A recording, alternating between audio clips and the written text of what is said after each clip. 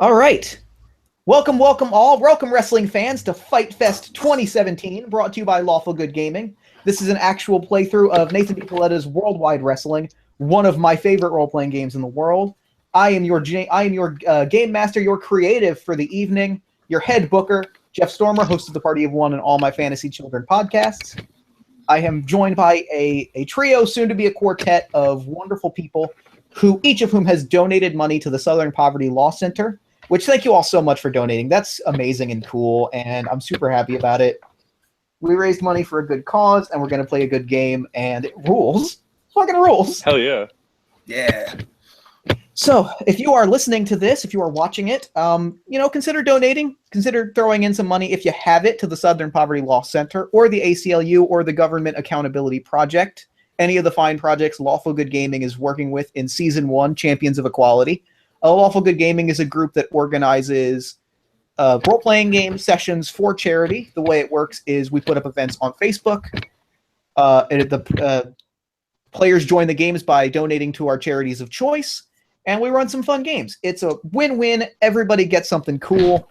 We get to play a cool game, so money gets raised for a good cause. You can't lose. You can check that out on Facebook at Lawful Good Gaming or on Twitter at LawfulGG. But that's enough spiel. I think we're all here for some professional wrestling, right? Heck yeah. Hell yeah. So, what we're going to do is I'm going to run through our players starting to my left, and we will run all the way down. I guess it would technically be my right because I'm looking at a camera. Doesn't matter. We're going to start with Taylor and work our way down. Taylor Lebrecht, thank you so much for donating and joining the game. Heck yeah. Why don't you introduce yourself and your character? Yep, so I am Taylor Lebrecht. I run Riverhouse Games, which you can find more about at riverhousegames.com. I am also a GM for Lawful Good Gaming. So a couple weeks ago, I did a masks game, and I'll be doing masks in the future. So I'm really honored to be part of Lawful Good Gaming and helping raise money for the organizations that we do. I do also want to call out a shout out to the National Immigration Law Center, since I think that may have been missed. That's another one of the charities. You are correct. I did miss that. Thank you for calling that out. Yep. So we are about to get rolling on meeting my wrestle boy. His name is Eric Olson, and he is the athlete playbook for Worldwide Wrestling, which means that he had a previous career in the world of sport entertainment as a professional fisherman. And I think we will learn more about him as we go. Yeah. So, I had a question. What made Eric go into wrestling? That is a real good question. I think he was just looking for something else to do. Like, he's getting up there in years. So his fishing career is kind of behind him a little bit? Yeah, a little bit. I think in his mind, he's still very much at the top of the thing. But now there's these youths with their newfangled fish finders and all sorts of equipment. And I think he's just looking for a more traditional sort of athletic endeavor. Sure. So I guess my follow-up question is he wrestling for life, or is this a way for him to kind of get back into fishing? Where are his loyalties at? Oh, he's definitely trying to do this to restart his career. I think I failed to mention when I was first talking about him, he is a heel, so he's not a good guy. So he's definitely here for Eric to kind of boost the brand. Sure. So I think he's definitely there to be like, here I am. So sure, that makes sense. That checks out. All right, cool, excellent. I'm a big fan of Eric. He's winning me over pretty hard. All right, joining me to your stage left, we have Kevin Sagan. Kevin, thank you so much for donating. Thank you so much for joining the game. Happy to help. My name's Kevin Sagan. I'm with nothing else. Go ahead. With nothing else to plug, I'm bringing to the table Bobby Kroon, a one-hit wonder who's making his triumphant return to the wrestling scene. And with any luck, my technical difficulties will allow me to actually play him sometime this evening. Fingers crossed. All right, and to Kevin's stage left is Jordan DeVries. Jordan, thanks so much for donating. Thanks so much for joining us. Happy to be here. I'm Jordan DeVries. I don't really have anything concrete to plug yet, but I am working on a lot of animations and video production stuff that I hope to, I hope to get it rolling a little more. But you can just check out my Twitter, That Guy in the Hat, if you want to get updates on that and get a lot of dumb stuff from me. But this isn't about me. It's about the it's about the charity we're doing, and it's about wrestling. So I'm happy to be here and happy to play. So yeah, cool. So why don't you introduce your character for us this episode? For sure. I'm playing the indie darling Grace Thorson, who is a kid who wanted to get into wrestling ever since she was a little kid, and through a series of misadventures of interpreting amateur wrestling as professional wrestling, she eventually got to where she wanted to be and has implemented all her real-life fighting experience into her fake fighting experience. She is known by the gimmick name of Danger Woman. Love it. Love it, love it, love it. So, a little bit of background of the show itself before the show starts, right? LGGW, which is the official wrestling federation of Leicester, Greenview, and Gregory counties, they tend to just go by LGGW, is a small-ish regional promotion somewhere in America that is, like, kind of out of the way, in a place where, like, the larger promotions, you know, your WWEs, your Impacts, your Ring of Honors, don't really travel. So you'd have to, like, drive an hour or two to go to see, like, a big show. So this promotion has had some stability. It has a loyal following. It's small but resilient. It is fairly young but fairly vibrant. Like, the crowd is there and they're passionate. They're just not as big as they could be. A few facts about LGGW is there's no gender or weight classes. Everyone wrestles everyone. There's a hard line on, you know, gross stuff. They've sort of struck out a line of being, like, progressive in terms of, you know, we're not going to do anything like racist or sexist or ableist and that kind of stuff. They kind of struck out a line on that. And up till now, they've sort of been doing things with, like, just for an honor or a point system, like wins and losses. But they've recently, in the last few weeks, started qualifying matches for their first ever LGGW World Championship. It was originally there were originally 32 entrants. They had qualifying matches to find the Sweet 16. And last week, we saw the 8 Sweet 16 matches, the qualifying matches to get into the 8-person, where you're having a one-night 8-person title tournament to determine the first ever LGGW World Champion. And so, let us meet some of our players in the first ever LGGW World Title Tournament. The lights go black. On screen, stars start, like, flashing like the Super Friends thing where it's like boo, boo, boo. Synth music starts playing. There are some small fireworks along the entrance ramp. They fire off. Synth music is playing, like a thrumming guitar starts, and some real Jefferson Starship theme music starts playing. You know, that, like, something like, but not necessarily, we built this city on rock and roll. The off-brand one. The Kids Bop version. Legally distinguished. We built this city on rock and roll. Yeah. Yeah, like, we built this city on sports entertainment starts playing. There you go. And we pan over the crowd. We pan over the crowd. We pan over the LGGW Combatatorium, which is not a gymnasium, and they resent the implication that it is. It is a very nice venue that is not a high school gymnasium. We pan over the crowd. The bleachers are mostly full. People are kind of cheering, but they're fired up. They're not a lot, but they're fired up. And we zoom in on handsome Hank Caulfield and I had a name. Hold on, I had a good name for this, and I gotta look it up because I had a good name on Facebook for this.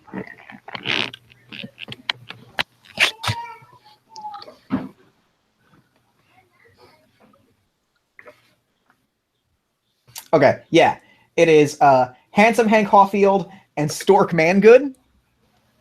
Our commentary team. Stork Mangood is a retired heel wrestler. You know, kind of a Jesse Ventura type. So he's got the leather jacket on. He's got a big Lemmy mustache.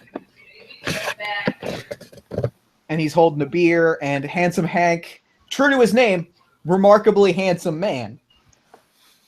You know, like top-tier smoochable man. Handsome Hank sitting next to him in a tuxedo. And on a pedestal in front of the commentary table with the TVs on it, you know, very breakable looking table. You can kind of tell from a distance that this is not a real table, but in front of it on a pedestal is the LGGW World Championship. I want you all to picture this title for a moment. It is 17 pounds of gold. Mm-hmm. I'm thinking, what color strap is it? Is it a white strap or is it another? Is it like another color? I think it's maybe a silver strap and a gold. Maybe it's gold plating with a silver strap. That's pretty garish. Sequins. I think it's I got like sequins. It doesn't. It's got better than sequins. You know what it's got? You know the buttons on the belt where you like actually button it? Oh yeah. Those are diamonds. Those are diamond studded. Of course. Good. This thing is And like it's got a making globe so many on the like front. sparkling flares in the light. Like whenever the camera cuts to yeah. it, Well, it's got like also, stars shining off. The camera zooms in on it, and like for half a second, it just looks fine. But then you see the spotlight swoop over onto it, and it just dazzles. Oh, good. It just illuminates. So, so Handsome Hank Pinson. Hello, wrestling fans, and welcome to the first ever Lawful LGGW World Championship Tournament. I am Handsome Hank Caulfield. Joining me to my left, as always, is Stork Mangood. Stork, are you excited to be here? You know it, Handsome Hank. It's going to be a rip-roaring show. And he takes a big swig of beer. And as this happens, Handsome Hank says, it is going to be a historic night in professional wrestling. We are going to find out. Let's meet some of today's competitors. And the camera pans up. We pan over to the view screen, which is not a high school projector screen. It is not. They pull it down. A video starts playing. It's the Titantron. The LGDW Titantron starts. We pan up, and a video starts playing. We get like a sweeping drone camera shot along a scenic woodland river. Eric Olson, cut us a promo about why you're going to win this title tournament.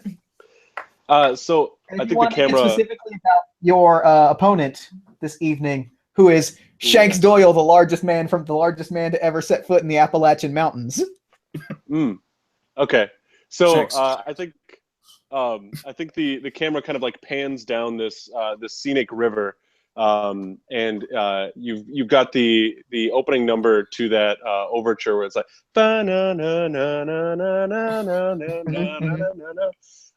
and like birds are floating down, and the camera kind of like rests at a spot on the river, and then Eric like bursts forth from the water. And like throws his hair back in the like sparkling spring air, and just kind of like wades to shore, elbow deep in a huge catfish. Okay, yeah, sure.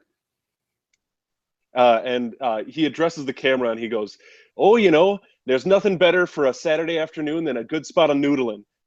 Now, Shanks, I gotta tell you, I've caught catfish bigger than you before, and I ain't afraid to take you down. Now, who's got a fillet knife?" And he lifts up the big old catfish, and like it's dripping. I think that's his promo. Cool. So why don't you roll me plus look?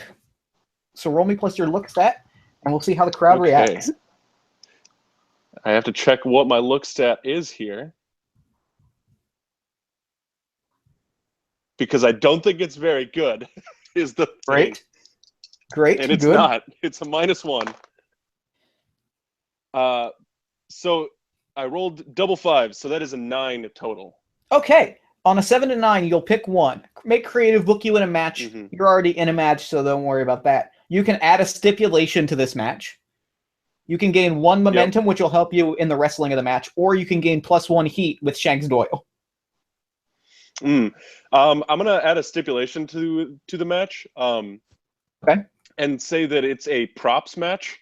I don't know if that's a real thing in wrestling, but I imagine both wrestlers have like a table full of props that they've selected. Okay. So if Shanks is like going for the Appalachian theme, I imagine like a bunch of like rusty like backcountry like jugs or like washboards or what have you. Maybe like a pair of overalls is like neatly folded on the table.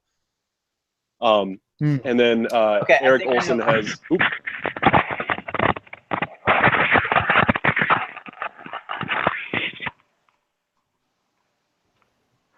Okay, yeah, I think I know exactly what the stipulation match is. I think I know what the prop match is. Okay. So, a little bit of backstory for this match. Oh, I forgot to ask one thing, but we'll go into that a little bit. We'll go into that before your match proper. So I think each of you have a signature prop because you have. I'm not spoiling too much by saying that you have a boat. You have a boat. Yes. Which we'll see in a bit. I don't want to spoil too much for this. I think Shanks he's an Appalachian, but he's specifically an Appalachian strongman. He wrestles it's a thing where he is a person that wrestles barefoot because there are no shoes large enough to fit him. Good. He is a large, like his whole thing is, I'm big. I'm bigger than you, and I'm going to win because I'm bigger than you. Yeah. So, I think what has happened. So I think his signature prop is like an engine or something. So I think that the prop match is you have the boat in your corner. He has like a bumper. Okay. And I think that what has happened is I think that each of you have your signature prop in the corner. And we kind of like you're allowed to like you actually no, I know what it is. Let's overbook this just a little bit.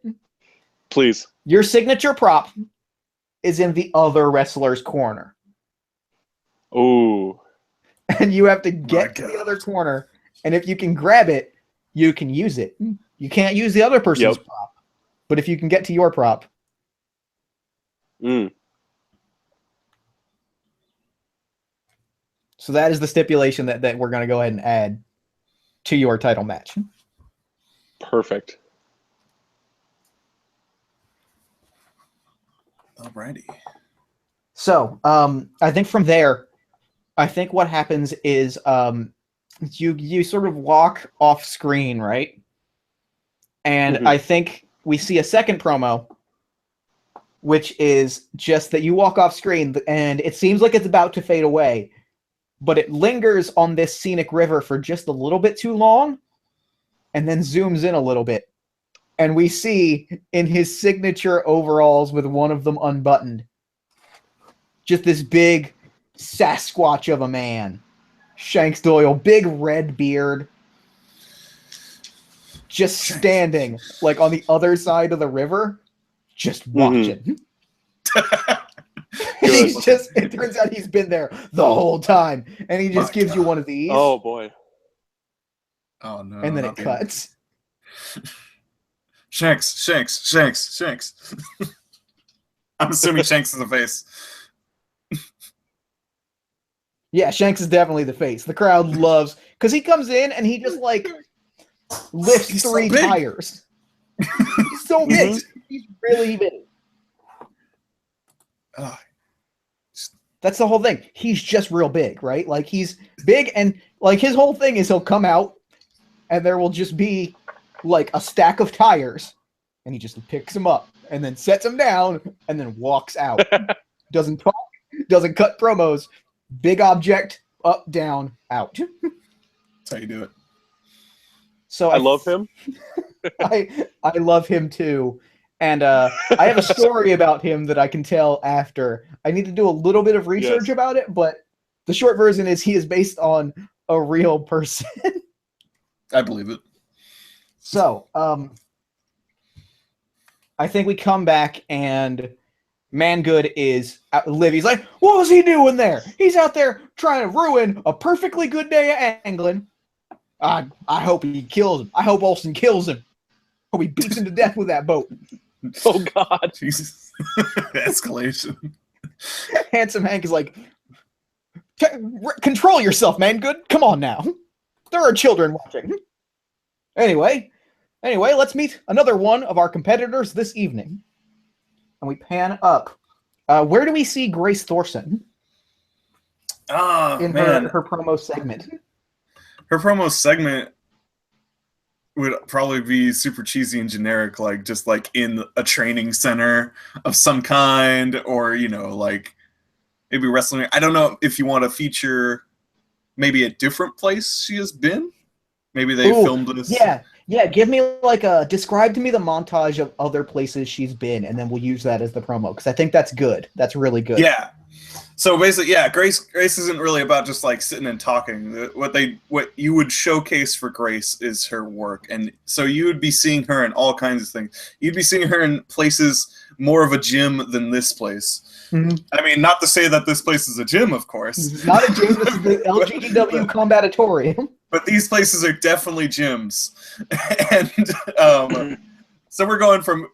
And it's just a range of crowds. We're talking buildings with 10 people, and then it's sort of escalating a bit because she's getting it's kind of a montage of her career. So the notable places is she's definitely in this kind of like, I don't know, ECW one night stand sort of like situation. It's like one of those hotel ballrooms where it's like the biggest thing they've ever gotten is a hotel ballroom. Yeah, right. Wrestling there, and that's in one of her prominent leagues, and there might be a little bit of a sound clip about her talking about her time there in the Something Else Wrestling League, also known as Sewell. Cutting her teeth, but never got championship gold. And also moving on to a slightly bigger, a little bit more impressive, probably analogous to WCW, would be Suplex Maximus, owned by Mattress Emperor Hank McCain. Got that big mattress money, so it's got a lot of production. And that's very colorful. It's very Gladiator inspired, and it involves just her a little showcase of her winning their kind of intermediate belt. Sure. Now, I guess my question is for the back half of this video package. Does I think what happens in the back half of this video package is we start to see clips interspliced of her like winning and the crowd cheering her on, and then we start seeing clips from her opponent. Her opponent, Chihiro Watanabe, queen of the Exploding Ring Death Match. Oh. And we start seeing some clips of Chihiro's matches, and they are, to her name, Exploding Ring Death Matches. We are seeing her with barbed wire bats just hitting people. Oh, man. At one point, there's a clip of her handing an opponent in a retirement match a bouquet of flowers. And then she takes the flowers and she like cuts her head with them because they're roses. And she's like, ah! And she's just screaming. And there's clips of her covered in blood. Some real, like, the kind of stuff that you would find on a bootleg at a flea market and say, I'm not going to buy this VHS. I don't want this in my house. Oh, God. Okay, so roll me plus look for this promo, and we'll see what happens next. Sure. I think that mine's at a great +0, so please be with me. All right. That is a 7. Cool. So go ahead and you can take one momentum. You can add a stipulation to the match, or you can get +1 heat with Chihiro Watanabe. Let's see. You know what? I'm gonna sort of retroactively say that that we did get a little bit of a back and forth promo for this package as well. Mm-hmm. Just a touch, like very, very almost MMA probably, just because these two are booked as such like fighters, like not really gimmicks. These are fighters, and they're trading words. You know, Grace is talking about, you know, just like she's not called the Danger Woman for nothing. And like, you know, a little bit of montages of her own, not necessarily brutality per se, but you know, sure, she can hang with some real tough stuff. Yeah. There's a shot actually from a recent tournament she was at where she took a giant bionic elbow to like the head, and she's all getting up and fighting from it. Mm-hmm. So I'm gonna pull that into it was a literal bionic arm, by the way. Sure. Yeah. But anyways, so I'm going to pull that into getting some heat with Chihiro Watanabe. Okay, cool. So you got +1 heat with her. You can roll that during... one of the ways that heat works is when you're wrestling, if you draw on your shared history, you can roll + heat instead of one of your other stats. And then if at any point you get to +4 heat with any one character, being in the ring with them automatically gets you one audience. Mm. Yeah. So we pan over... Yeah, so we get this one promo for sort of the both of you where we kind of establish like, hey, you know, Grace is already, you know, a real fighter, real hard fighter. But Chihiro is, you know, she's dangerous. So then we as that's happening, like we get this great shot of her in the leather jacket. We get this shot of her with the kendo stick. She got the leather jacket. She's wearing this like with a sports bra underneath, no shirt. She's got the kendo stick. She's bleeding from the head, and she's just like cigarette in her mouth is just like smiling at the camera. And then we hear like poppy guitar music, like twangy guitar music starts playing. And we get a promo from Bobby Croon that he's like singing a song about like how he's gonna take home the gold. And it's about like my golden honey. Or it's like my golden angel. And we see clips of him singing and the crowd's cheering. Crowds that are obviously not the crowds that like at the show, or crowds at his concerts that are just like Beatles concert shots. Yeah. And then we see so we get that, we hear all about my golden angel. And then we get everything goes black and white. Everything, like, we just see this sort of beefy guy. Like, he's not muscular. He's just thick. You know, like that kind of thick 70s dude? Mm-hmm. He's just doing push-ups and, like, pulling on one of those resistance bands. And he starts talking about used to be the fundamentals won a wrestling match. Nowadays, we got all these fancy, high-flying gimmicks, all this music and pageantry. Let me tell you, the throwback, Max Crusher, is going to take home the gold. The throwback is going to take it back to the olden days. The throwback is going to bring the title home to his family. I'm going to feed him. I'm going to feed my family.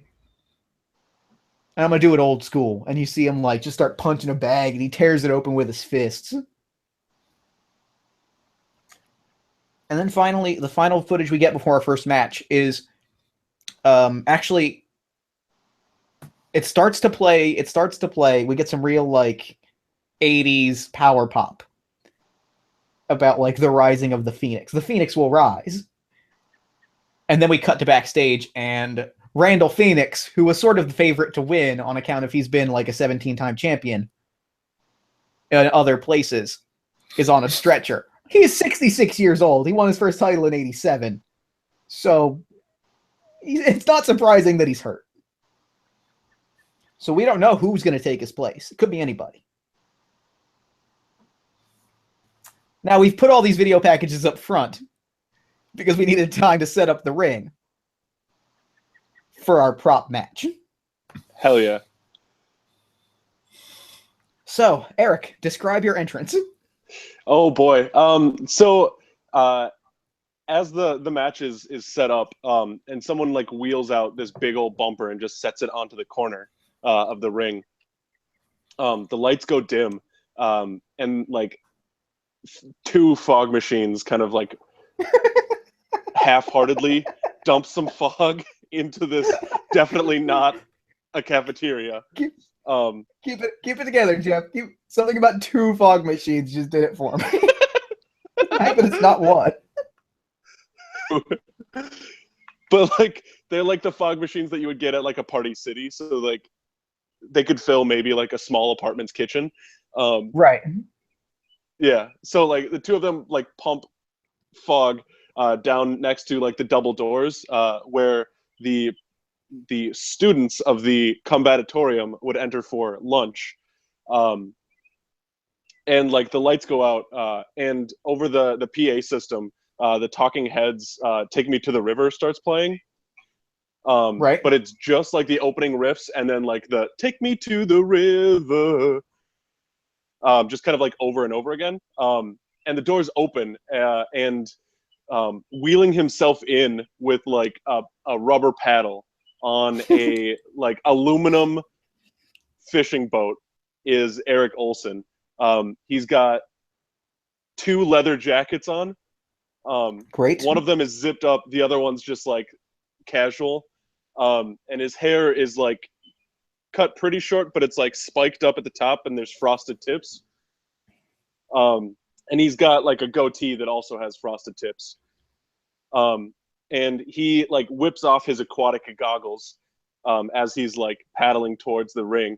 And you see that like this aluminum boat is being like pushed along with like some wheels that like I think one of them just kind of wobbles a little bit. Yeah, right. I'm leaning really the whole into boat like to the wobble. low budget. Yeah. And as this like Take Me to the River plays for like the 50th or 60th time, he like approaches the ring and like hops from the boat onto like I think the second middle set of the ropes, and like reaches down into the boat and like ties it to the corner, and then like struts across to his corner. Excellent.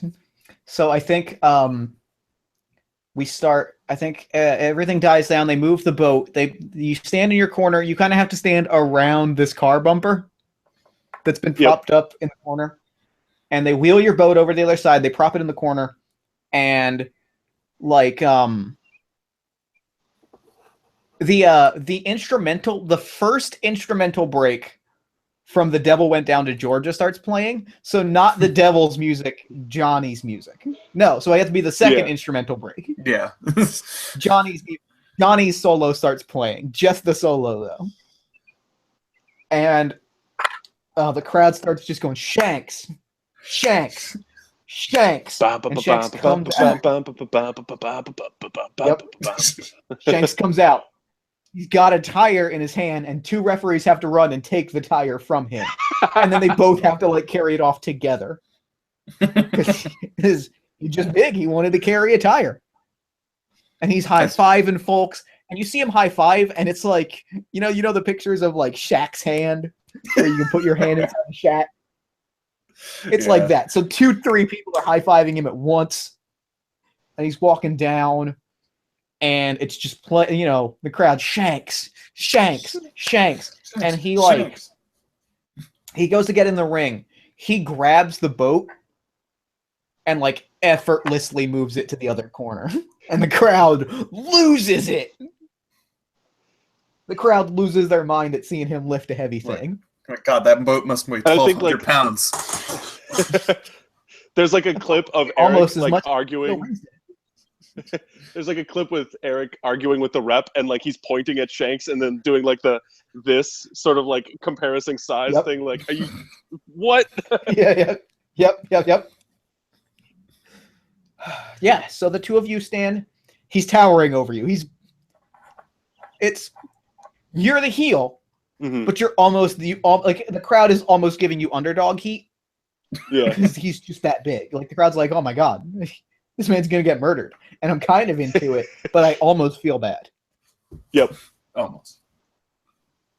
So,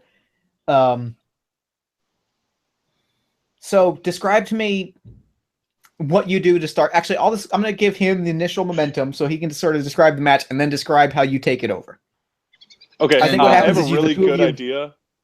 Are we I have doing a the really good idea commentary? for the start. Okay, Jordan, go ahead real quick, and then I want to hear your idea. Oh, I was saying the commentary.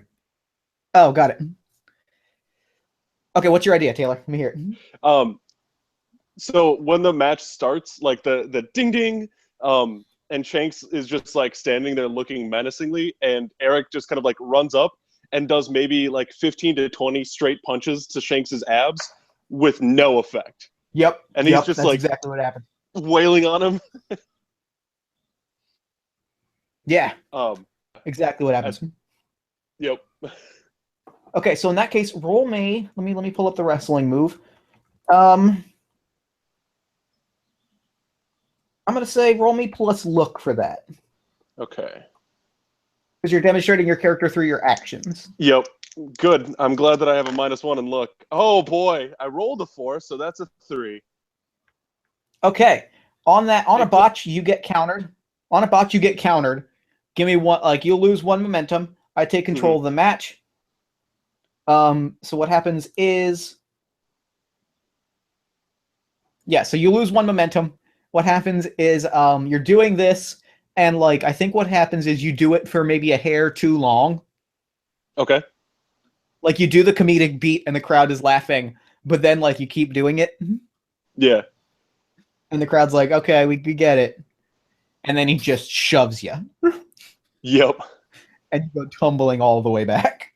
Yep. And like up Yeah, against the ropes, and like I stumble backwards over the car bumper. Yep. And I think you hit the ropes, you come in for a clothesline and you hit him, and like your arm goes floppy for a second, and you're like, oh, I broke my arm. Oh no. Oh, geez, I'm guys. doing like the shaky thing. Like I go to clothesline him, and I'm the one who gets clotheslined. Yeah. Yep. So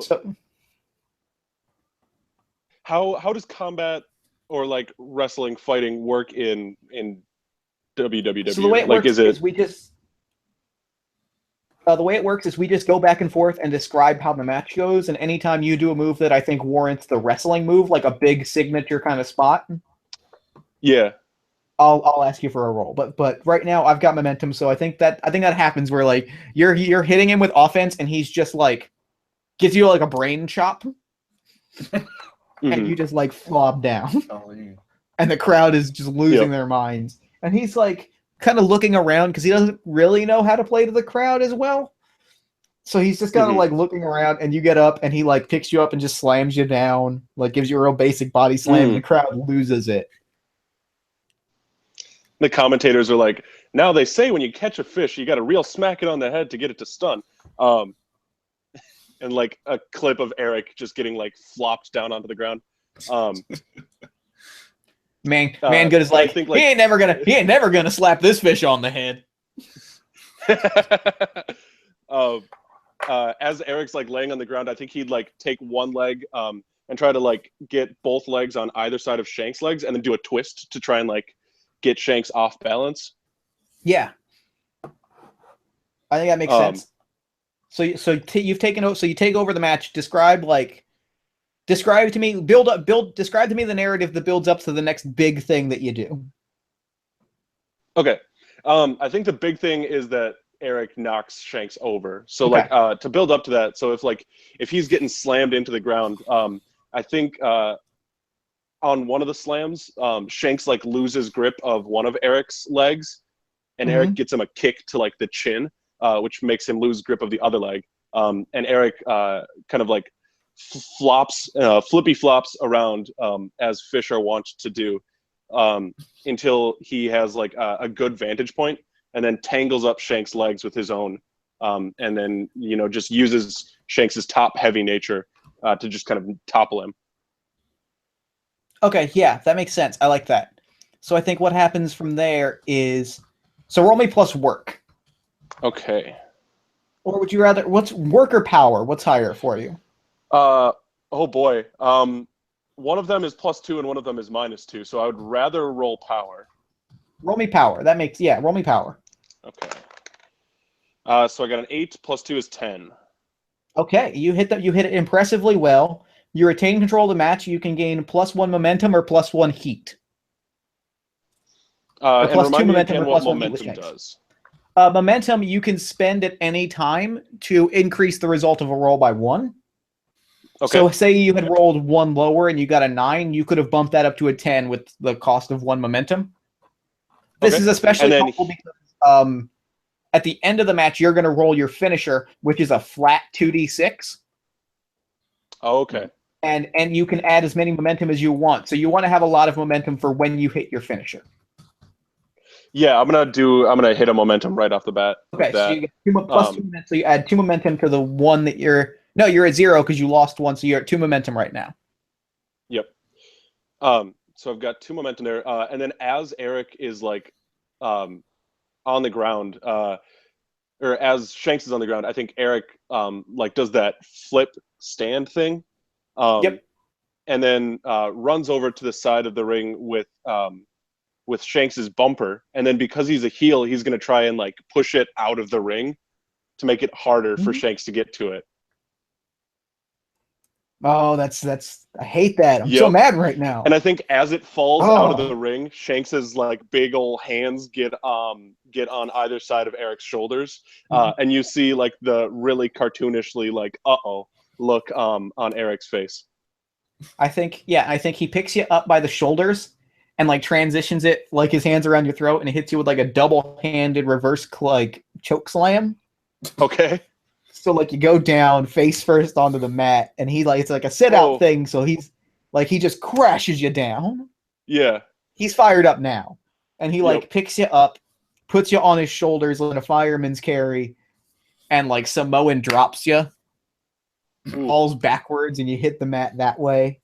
Now he's doing like the real power moves. Yeah, yeah. He whips you into the corner. Push you into the corner. He hits you with a body check. Like he just runs into you. Ooh. And he steps back. Oh, go ahead. I was gonna say, as he hits like the body slam, I think we would like cut to commercial or whatever, and it would advertise Eric's like fishing special, which is like jumping carp of the Mississippi, and so like he's in like the southern states. And like driving in his boat, and there's just carp like jumping everywhere, left and right, and like you see him take a carp to the chest, and instead of like ducking backwards, he just grabs it and like holds on to it, and he looks and he's like, the real secret is learning how to control that power when it comes at you. And then like coming back from commercial break, they'd be like facing off, and Shanks would like run to spear Eric, and Eric would take like a step to the side and try and catch Shanks like a carp, and like just basically just drop him on his head that way. Cool. Excellent. Yeah. Okay. Yeah. So you take over momentum. I'm going to say, describe to me the build up as you kind of like, now that you've got momentum, you've gotten him on his back, which you haven't been able to do, like, which you haven't been able to like definitively do yet. Describe to me how you build up to your finisher. Make me one last wrestling roll, and then you can roll your finisher. Yep. So I think as he like slams Shanks down into the ground, Shanks is dazed for a second, and Eric realizes, oh, this is a wrestling match. So he gets one arm up underneath Shanks's like huge leg, and puts another one down on his like shoulder and like back of his neck, and tries to get him in a pin. And we get a count of like 1, 2, and then Shanks flips, and the ref like holds up like the 2 count, and Eric is like but Shanks is still like in pain on the ground, and Eric like crawls over to where his boat is on the corner and pulls down on the side, which like flops the aluminum boat over him like a shell, see the boat just like kind of slide over the ring as Eric is like pushing it from underneath. Where did he go? And then he stands up with it on his shoulders and then just slams it right into Shanks. Okay. I'm gonna ask. Who is like just getting back up. I'm gonna ask for a plus real roll, and I'm gonna use the rule from a hardcore match of when you draw blood, use a weapon, or revel in violence. Roll plus real. Okay, so that is just a straight 0 for me. Oh boy. So that is a 6 total. So if you want to spend 1 momentum right now, you can bump that up to a 7 to 9. What would happen if I got a 6 minus on this? You would either take an injury, like something would go wrong. You would either take an injury or lose 1 audience. And if you end the episode with 0 audience, you are fired. Okay, and how many audience do I have currently?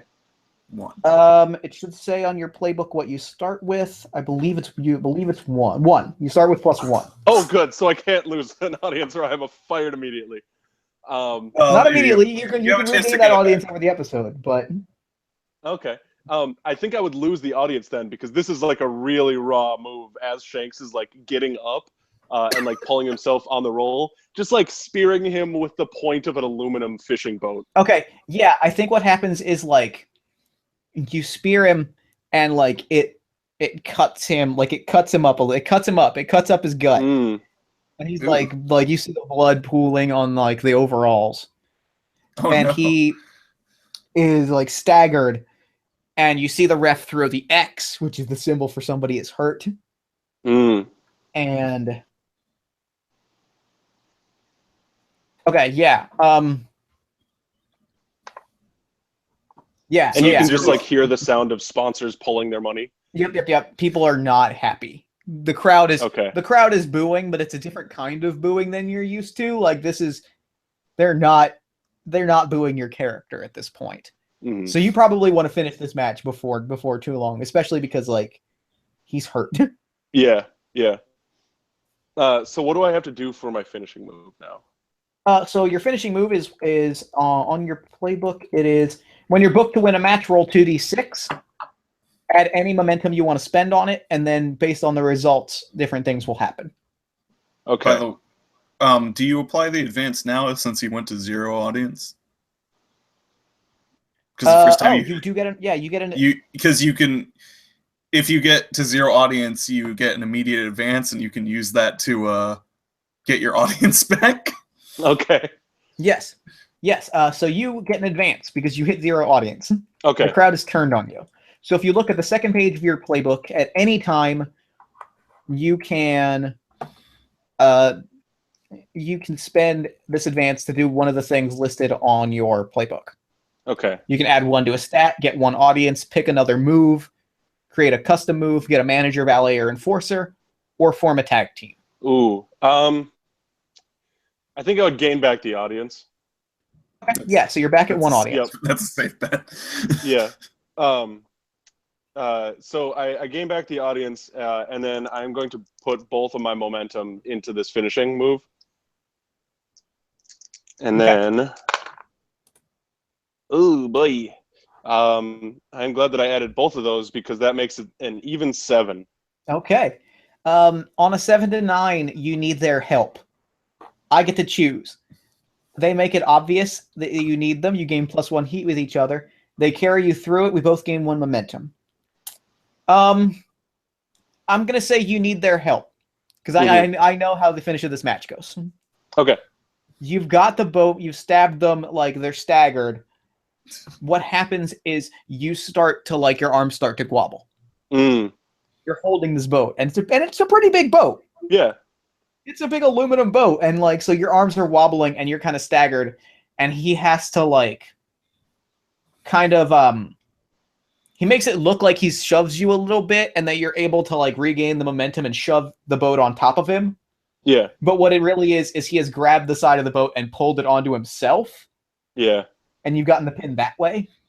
Okay. So you both get +1 heat with one another. Okay. I like that. He's made you look like the crowd kind of picked up on it because of how easily he lifted the boat earlier. Yeah. And so, like, he made you look a little weak, but also, like, he made it so you beat him. So you have +1 heat with one another. Nice. I'm going to log that. So I think the next match that we get is, since Kevin had some technical difficulties and had to back out, I'm going to run Bobby Kroon versus the throwback Max Crush real quick and say I think that the story of this match is let me look at the tournament bracket real quick. Little inside baseball. What an incredible match. What an incredible match from Eric Olson and Shanks Doyle. Well, I hope Shanks is okay. That ending looked a little rough. It sure did, but, you know, Eric, he's a schemer. He's got a brain for this. I'm not happy about it, but I've got to give him credit. I don't have to be happy about it. Well, our bracket says that Eric Olson will go on to face the winner of Grace Thorson versus Chihiro Watanabe later on tonight. Meanwhile, we face the opening match of Bobby Kroon versus the throwback Max Crush, who will go on to face Miss Olympics Carol Dennison versus a mystery opponent, since the Phoenix, Randall Phoenix, had to back out. So let's go over. And then this is when Bobby Kroon's music starts playing, and he like runs around the ring playing the guitar, and everybody's like cheering him and patting him on the back. And I think from the crowd, the throwback like punches him in the jaw. Ooh, yes. And it's a closed fist punch, which are illegal. They are illegal in wrestling. You can't punch with a closed fist. But the bell didn't ring. Bell didn't ring, Hank. Not leak. Not a match hasn't started. Match ain't started. He's thinking. That's a smart man. Max Crush is a smart man. And I think that he rolls him into the ring and like just real stiff. He's working real stiff. Maybe somebody backstage was like not super thrilled with Bobby and told him to like work him a little hard. Ouch. So he's like picks him up for a spine buster and like hits him down, and you hear it, and the crowd's like, ooh. And Crush wins in the end. Actually, I'm gonna say Bobby wins in the end. Bobby wins in the end, but it's like an upset, and he kind of has to just roll him up. Like it's a last-minute roll-up. But the crowd's real hyped, you know. They were happy to see him win. So then we get Grace's entrance. Describe to me Grace's entrance. All right, Grace comes in. True to her nickname, she comes into Danger Woman by the Aquabats, which has that build up with that ends in the "Who is Danger Woman" before the music hits in, and then she busts out. And it's not super flashy. I mean, it wouldn't be. She doesn't have a production team behind her like old Eric over here. But but she's making up for it. She's raw enthusiasm. Grace is running around. She's high-fiving everybody she can see, and maybe giving them second high fives if she comes back. But otherwise, yeah, she's just energy, just pure energy. She's doing little air punches in the ring. She's kind of bouncing off the ropes just a little bit. Hopefully she doesn't gas herself doing her own entrance. But, fingers crossed, right? It's, people keep talking to her about it a little bit. Maybe cool it down just a little. But no, she's just excited to be here, and she embodies that fully. I think as that's happening, right? Like, I think it almost like cuts it off halfway where all the lights turn out and just red spotlights hit the entrance ramp, and like gutter rock music starts playing, like some real hard industrial rock starts playing, and out comes Chihiro, and she's got the kendo stick, she's got a cigarette in her mouth, she got the leather jacket, she's wearing blue jeans and combat boots. And she's just standing there, not doing anything, but like the theatrics around her are kind of telling the story. And she's just standing there, just watching. Grace is adequately selling anything she does with like menace, like she's being menaced by her just standing there.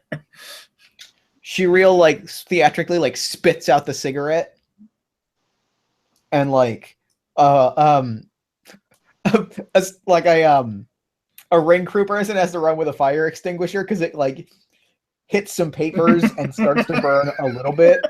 Good. Oh man. And she starts walking to the ring. She grabs a fan's beer. She chugs it. She smashes the bottle on her head. She starts bleeding a little bit.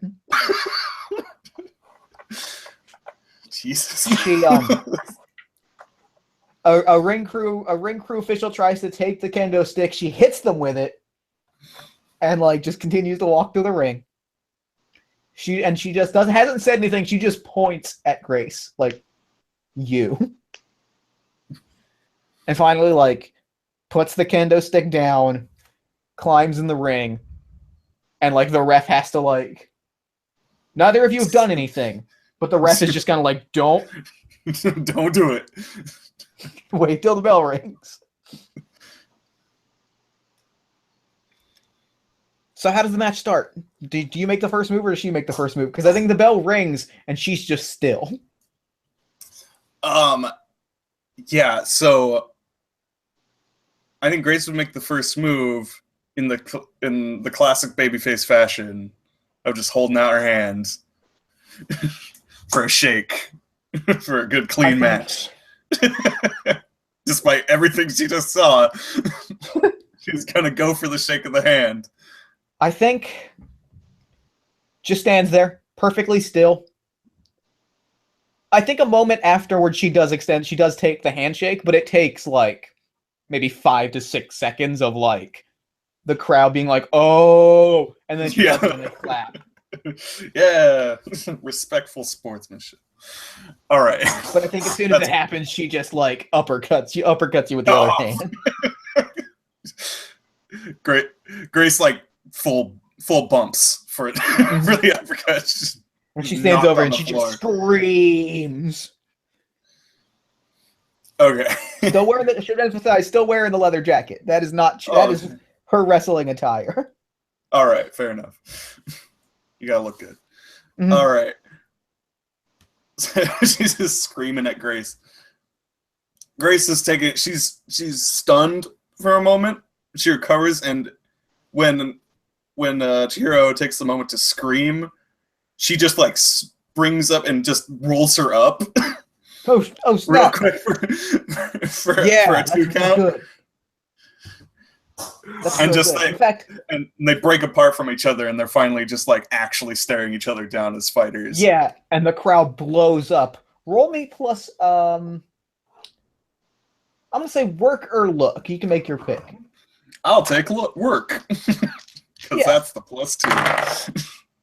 Thank God it was a +2. That's a 7. Okay. Afterward. You can take control of the match and transition us into the next sequence, or give Chihiro the control of the match and gain 1 momentum. You know what? I'll take control for now. Okay, yeah, go ahead. Walk me through what happens next. So they are now fully squared off, and Grace is. Grace can be a traditionalist. She'll go through she goes through a bit of the chain wrestling, Mm-hmm. with this rough and tumble fighter, which is probably just pissing her off at a certain point. So she's going through lots of little locks. She's doing the little thing where you do like the headlock takedown, you spin around on their back a bit. She's doing a little showboating on that front. Let's see, like, what's a good punctuation on that? Eventually, I would say, like, Chihiro would kind of start, doing a bit more punchy bits just to get out of the holds. To which Grace has kind of responds in turn, and they kind of have a little bit of brawl that gets separated again. But Grace rolls out of the ring for a moment. and takes the kendo stick and just snaps it over her knee. Oh, Yeah. yeah. Oh, And dang, then just that's gets cool. back Okay. into the ring. So what I'm gonna say is I've got two things. First, where is it? I gotta find. Where on here is it? Here it is. I'm gonna say that's a real babyface move. Like you're saying you're gonna fight this thing clean. You can choose to spend 2 momentum and do a babyface move if you want. Otherwise, I'm gonna say. Oh, shoot, I don't think I have momentum. I think I only have one. Okay, then yeah, but well, either way, that was a Dang, big I move. should have thought about that. Oh, well. But either way, I'm gonna say, what's the big move you do? Like, she's stunned, she's dead silent. She's like, I didn't anticipate that. Well, so Grace just calmly gets back in the ring. Just. Oh, I think I actually know what happens. I think I know what happens then. Yeah, you go I ahead. think she's dead quiet for a second, and I think she extends the handshake. Good. Yeah. Grace is a total rube and takes it. Well, I think this is just a perfectly straight handshake, and the crowd like It blows actually- up. Oh, it's just played completely straight. Yeah, Okay. because she kind of expected you to fold under the illusion of it all, and like you being like no, she's like okay, let's play, like let's do it, and then like the two of you lock up. What's the big move? All right. Let's see. So the big move is a bit of just a tiny bit more chain wrestling, but it's just more to set up some momentum going forward. Eventually, let's see here. Eventually, Grace is behind, has a like a back hold behind her Chihiro. I brain farted on the name, and pushes her towards the ropes. Does that back roll up thing off of the ropes, but The Oklahoma roll, yeah. Yeah, it's the Oklahoma roll, but she doesn't go for the full roll. She actually continues back forward, up onto their feet, into a German suplex. Oh, that's cool. That's super cool. Yeah, roll me plus. I'm gonna say that's power. You think it's power? Oh God. I can see, what do you think? Like I almost always defer to what youth. So what do you think? Oh, I mean, I would just say that's work, honestly, because Go for no. That makes sense. Yeah, go for work wrestling, for that. Yeah, wrestling. right. Yeah, right. Yeah, I'll call that. Yeah, That's a 3 and a 3, so that's an 8. Great. cool. Do you want to keep momentum of the match, or give me control and take a momentum? I'm gonna get the momentum and Okay. relinquish control. I think you suplex her. She hits the mat and she rolls backwards further, like as it's just on her feet. And like you kind of like roll to your feet, and the crowd is like, "Oh!" And you turn around, and she's just elbows to the face, and she's got you on the ropes. And the ref is like 1, 2, 3, 4, and she puts the hands up, and she does the thing of all things that makes the crowd want to see her get creamed. She gives you 2 pats, like on the shoulders, like, eh. Oh shit. And she kind of steps back and gives you like a look, come on. And I think she ducks a clothesline. You've bent off the ropes. She gives you a tilt-a-whirl backbreaker onto her knee, shoves you to the ground, and then like gestures to do a like a moon, like gives it a thing, yeah, a thing Yeah. that everybody does. You know, this gesture. Yeah, you know what it's crowd for. Oh, and she climbs up top. Describe what happens next. Okay. Let's see here. So Grace is floored. I'm just getting my. Oh yeah, bearings Grace is up. on the floor. Chihiro is on the top room, Okay. and she's about to do something. She's about to And do then something. Grace is going to get momentum. And Grace is going to get momentum and do something cool off of this top rope move. Right on. Okay. All right, so if you're going to the top rope, you're either doing a move or you're doing the double axe handles. The flying nothing. The go flying nothing. So she naturally is going for the flying nothing, and Grace, since we're doing something cool, Grace actually lifts both of her legs straight up. So she's looking like she's just landing and getting chin checked by 2 feet as she comes down. That's cool. That's cool. Yeah. And of course goes for the pin like any good wrestler. 1, 2. Yeah. She's too close to the ropes though. No. Gets a hand on the ropes. Taylor, how does commentary react? Yeah. Remind me again the 2 names of the people. Handsome Hank Hofford, and I believe it is Tex, but I want to look it up. I know it's Mangood, but I don't remember his first name. Tex Man. I thought it was like Strunk. Stretch Mangood. Stretch Armstrong. What is his first name? Also, I supplied a was gift submitted to me of the suplex. It was Stork. Is it one of was the Facebook Stork ones? Mangood. Stork Man. Stork Mangood. Okay. I think Stork gets almost into it, so it's like Stork's counting and that's a 1, that's 2, oh, and that's a hand on the ropes. And just throwing hands up and shaking stuff. And Handsome Hank is playing the straight man and says, you got to watch out for those ropes there. And then Stork is screaming, the ropes, there's 3 of them. All right, yeah. Count them. So she gets her hand on the ropes, and her eyes are wide, and she's like, I can't, this was supposed to be easy, right? And she kind of climbs up, and I think, describe to me the finishing sequence. I think that as she kind of climbs to her feet and because she's going to go for a discus punch, one of her signature moves, the discus punch. Right on. She's going to go for that. Describe how you counter that and lead us up to the finisher. And a lead in. Okay.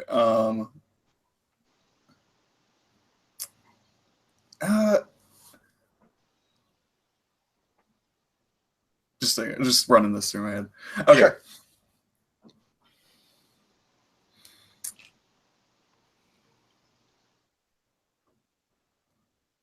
Okay. So I'm gonna say she tries to throw the discus punch. Grace ducks it, hooks her in, goes for the backslide.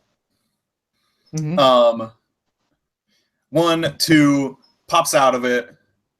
Grace is already shooting backwards a little, or not shooting backwards too much, but Chihiro is.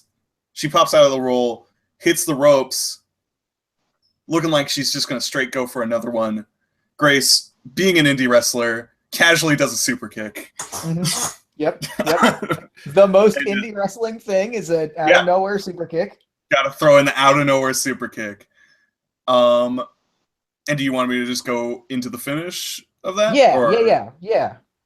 Roll me your super finisher, kick. and then we'll see what happens from there. Chihiro is also doing the indie tradition of not immediately selling the super kick. Right. just stunned on her feet, to which Grace just can easily sort of twist behind her and bend her backwards into the lifting reverse DDT known as the Saving Grace. Nice. All right, roll me your finishing. Roll me your finisher. Add any momentum you want to add to it. Let's see here. Limited rolling space. That's a good sign. That's an even better sign. That's a 10. I don't need to add anything. Perfect. 10. Okay.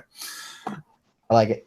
So let me pull up the Indie Darling and remember. Is the Indie Darling International Incident, or is that season 2? It's WWW2.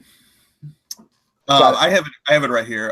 10 is just hit clean, gain audience. Great. So you hit it. You hit it. She goes down 3. 1, 2, 3. Crowd pops huge. Crowd pops huge. You gain +1 audience. I think after the match, she kind of climbs to her feet. Do you offer a handshake? I do. Just complete baby face. I think she goes forehead to forehead with you. She kicks away your hand, right? Mm-hmm. And the crowd's like, oh. And she goes forehead to forehead with you, and she puts up the 1. She's like, one more. Do you nod, or what do you do? One more handshake. One more. She's like, one more time. Like give me one more match. Oh man. Grace kind of returns the gesture, but she's not like immediately. Sure. Just one more. She is glad to fight you again. Yeah. Again. So I think like you put up the finger, the crowd pops, and then she like pulls you in for a hug. Yeah, hug it out. The crowd's losing their minds. Like, this is great. The crowd is in. And she raises your hand, and she picks up her busted kendo stick and like walks to the back and like turns around and holds up the 1 again, like one more time, and kind of points at you. All right. Yeah. I guess I also, if I have the chance, maybe not immediately since we had that whole sequence, though I figured if Grace could cut a promo at some point. I don't know if you want to do like a backstage interview or whatever. Yeah, let's do backstage interview. Let's do backstage interviews with both both you and Eric. So let's do Eric first, and then we'll cut to Grace. Sure. So Eric, our backstage interviewer. We've got to come up with a good backstage interviewer name. Cherry Dawson. Cherry Dawson greets you backstage. Nope, it's Magnum Mango. That's actually a really great. Magnum Mango greets you backstage. And she's got the microphone. She's like a shocking win puts you into the semifinals of the tournament. What are your thoughts? Well, it all just came into a blur at the end there. So, if I was a nicer guy, I probably wouldn't have picked up that boat at the end. But, I didn't come here to make friends. I came here to win. Do you have any thoughts on your soon-to-be opponent, Grace Thorson? Oh, yeah. I've been following Grace's career for, however many 2, 3, 5 years she's been in the game. So I'm pretty excited to see her here. I'll say, as much as I paint myself as a bad guy, I'm probably pretty proud of her. So I'll be there, and it's going to be a great match. I'll be happy to take her down at the end of the day, but I'll be good to know that she came here all the way. That was just quick sidebar. That was a really excellently constructed professional wrestling promo. You build up your opponent, you knock them down, but you felt like that was very well done. Roll me plus look. Oh boy. Nope. I got a 4. Okay. You have no momentum left? Oh yeah, you used it for the finishing move. Oh man.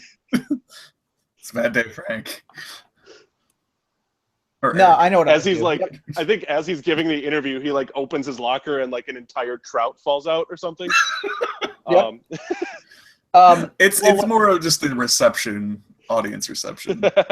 What definitely happens? Because he did Spearman. What definitely happens is you open your locker, a big trout falls out. You close it, like the camera pans slightly over when you open it. We watch the trout fall out, and it pans slightly over. And Shanks, bandaged to hell, right over your shoulder, grabs your head, slams you into the locker. The locker crumbles. And he boy, pummels you.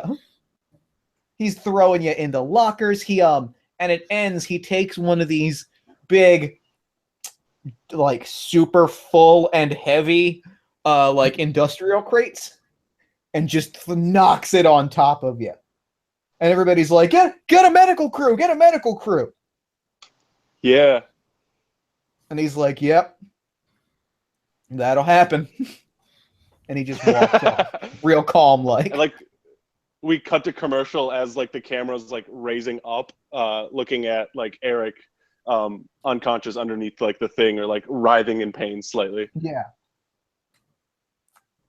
So yeah, and during commercial break, one of the ring crew runs over to you and just like hands you a slip of paper that says Grace goes over semi-squash match. Jesus. We come back to commercial, and Grace, fresh from her win, is standing with Magnum Mango. Grace, what a showing you and Chihiro had. What an incredible match. Some real respect shown from the queen of the Exploding Ring death match. What are your thoughts? Well, Magnum, it's just unbelievable that how just the experience of being in the presence of someone like that. Like, I came out in the end, but I think, she says one more match, it could go either way. She knows what I'm capable of, and I know what she's capable of, and we are gonna tear the house down one day. I can assure you that. But currently, I have something else on my mind. I have Eric. Let's see. Eric Olson, sorry, I keep forgetting the last name. Eric Olson is my next match, and we're all going forward here. This is for the championship, so we can save Chihiro for the future, because I'm sure it's gonna happen. But right now, it's all about Eric Olson, and Eric Olson, he's a bad dude. And I mean that in basically all the forms of bad you can say. He's clearly made a lot of enemies, and you don't do that by being a poor wrestler. You don't do that by being a poor competitor. But let me tell you, if he thinks he's in it now, he has yet to get in the ring with me, because I've gone around so many rings, and I have hit so many arenas, and everywhere I go, people are asking the same question, and I answer that question for them. They ask me the same thing everywhere. They asked it back in Sewell. They asked it back in Suplex Maximus. They asked it here. And I give them the answer to the question, who is Danger Woman? She just walks Well done. off. Well done. Roll me plus luck. Oh God, this is gonna. Oh. I love that both of you cut such good promos, but you're so bad at the thing that makes. I have a straight 0. I'm gonna put one momentum into that and make it a 7. Okay, great. Do you want to add a stipulation? Get that one momentum back, or take another heat with Eric? I'm gonna get a heat with Eric. Okay, cool. So what heat are both of you at with one another? Because I think you're both pretty high. I have 3 with Eric. Okay. I have 2 with Grace, I think. Cool. Just double check in before we. Okay, so why don't we skip right to the semifinals match between the two of you, since you're both here? That way, if Earl shows up, we can still kind of script out all of that. So let's do this match right now, and then we'll see where we end up after that. Question, Jeff. Yes. What city are we in currently? Yeah. I'm not sure. I have not decided. So if you have a preference. Can we be in Green Bay, Wisconsin? Yeah, sure. That works. Yeah, I don't have a real preference. Yeah, it's mostly just for heat. Get those cheap. Yeah, pops. exactly. You're gonna bust out a cheap pop. Yeah. Actually, also, where's Eric from? Where is he billed from? I kind of forgot to. Well, and that's the reason why I say Green Bay, Wisconsin, is because Eric is from St. Paul, Minnesota. Or do they not like each other? Is that a rivalry? No, yeah, Wisconsin and Minnesota already don't like each other, but Green Bay Packers and the Minnesota Vikings are the rivals there.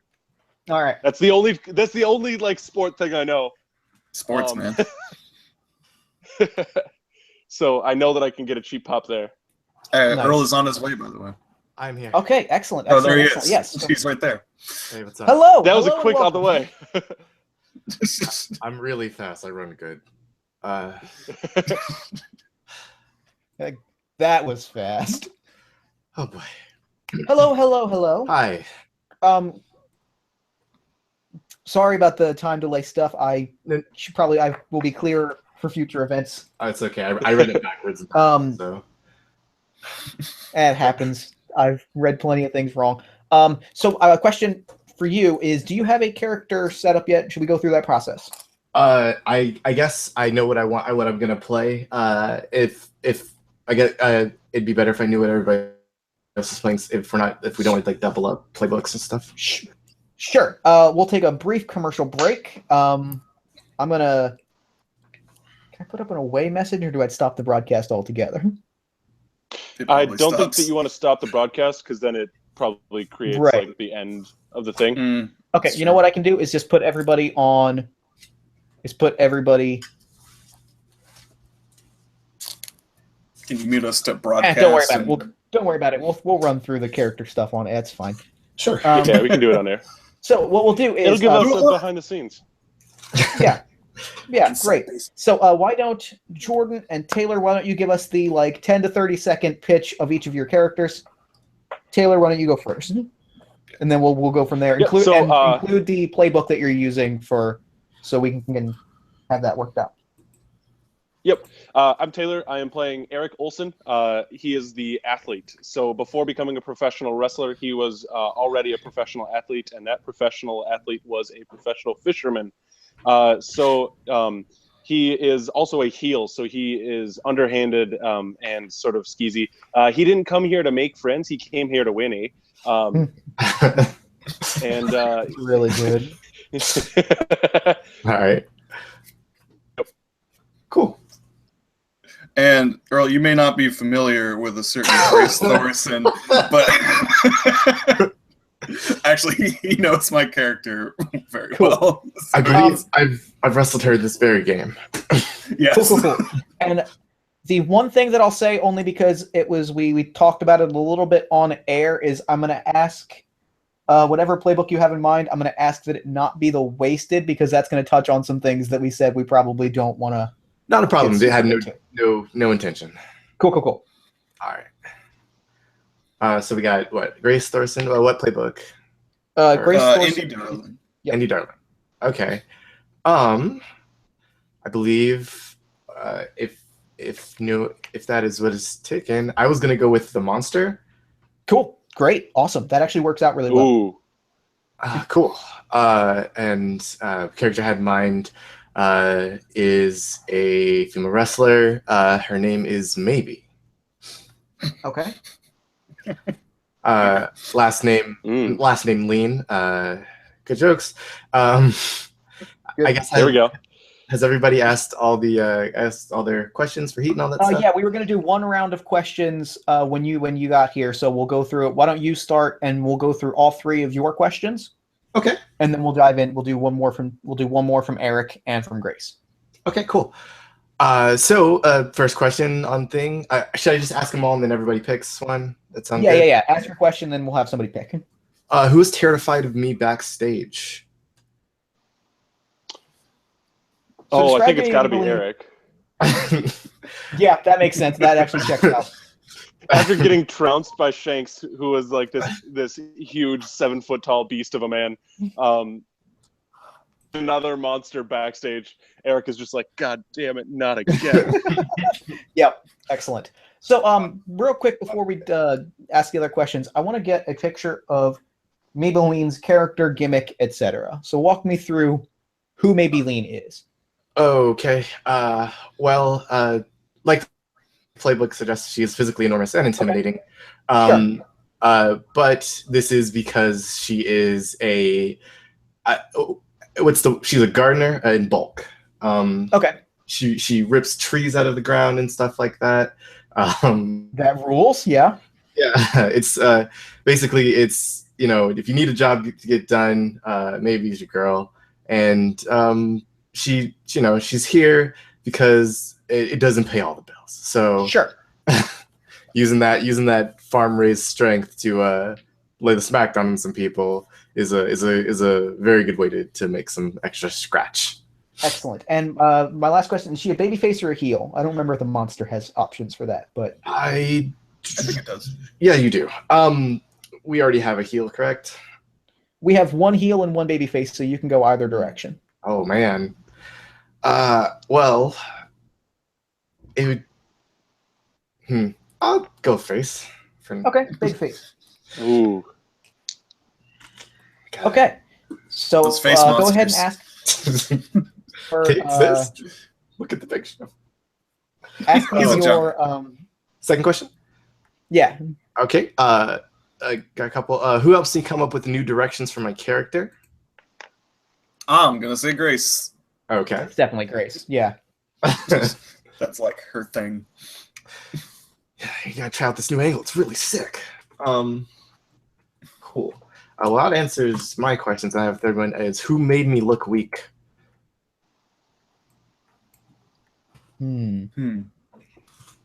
Also Grace. Yeah, Grace. I think that works. Yeah, Why because not? Grace is like a wrestler's wrestler, so I think that makes sense, right? Yeah. Yeah. I am just very big. She's big. Cool. So we got Okay. And Eric, I guess ask one last question. okay, last question. Yeah, I got it. is- No, Eric does. Okay, go ahead. I'm trying to get my playbook back up.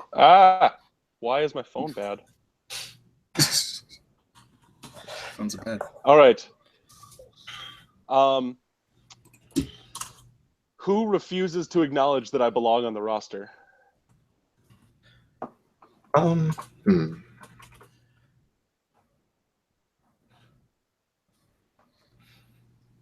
Or since Bobby is no longer with us, if someone wants to become a fan of mine before I started wrestling, that would also be great.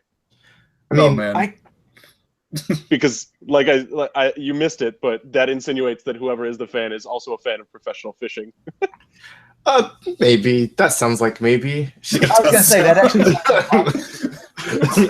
Yes. Oh, thank God.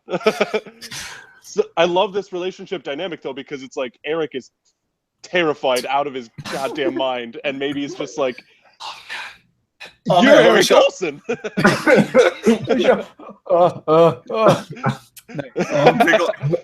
Big lady. Grace, ask one. Give me one more question. Oh yeah, what do we got here?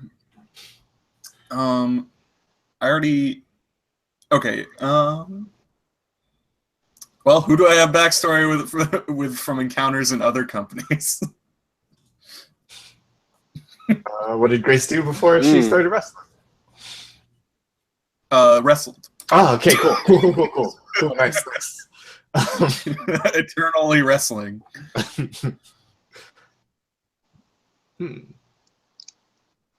You ever garden for an indie promotion, maybe? Probably for the arena they used. I might have got a free ticket. I think yeah, I think that makes I think maybe it would be a good one for that, if only because I don't think it would be Eric, so I think that makes sense if they cross paths at one point.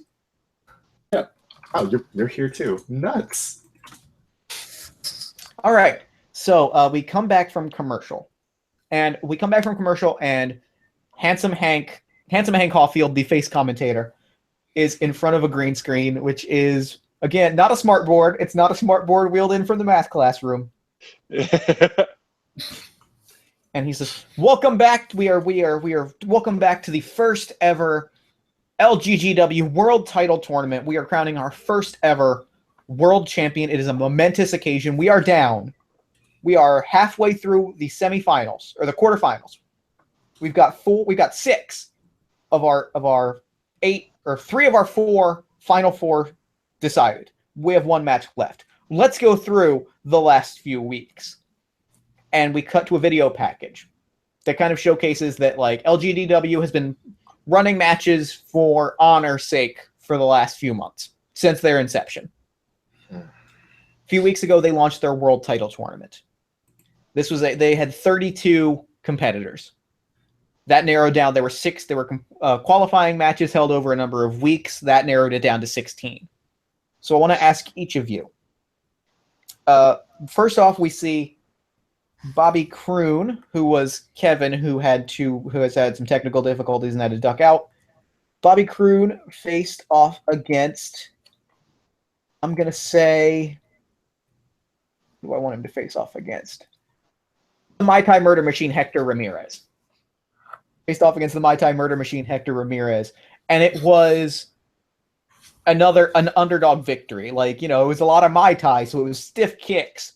And he rolled them up right at the last minute. Crowd popped. What did Grace's qualifying match look like? And if you need a wrestler, it's a heel. I will throw you in against... Let's put you in with Dr. the Love Doctor. Good. Hey, everybody. It's me, Dr. He's a doctor named Doctor. The Love Doctor. Comes out to Dr. Doctor, give me the news. Treat my sickness. Real sick. All right. Anyway, So, yeah, it was... These are qualifying matches. They're more flash than substance, that's for sure. Yeah. But Grace definitely took. There's a brief moment. I'm imagining Dr. Doctor. I'm picturing he's like dancing gimmick, like he's a doctor, but he's like a funky doctor. No, he's like a suave gimmick. Okay, he's got a lab coat, but he's got washboard abs and like. Yeah, and he's not wearing a shirt Dolph under the lab. Oh man, he's not wearing a shirt under the lab coat. He's got Dolph Ziggler hair, so it's like bleached tips. He's got the bleached tips. Oh, good. This is a good look. So and he's wearing leather pants, which are not doctor pants. Those are not doctor pants at all. Good sir. So I'm imagining a whole thing like they did a whole just bit at the beginning of just Dr. Doctor laying on the charm, and Grace ever being faithful to the world of sports entertainment completely sells it. She's doing a little like, oh yeah, it's getting hot in here kind of thing.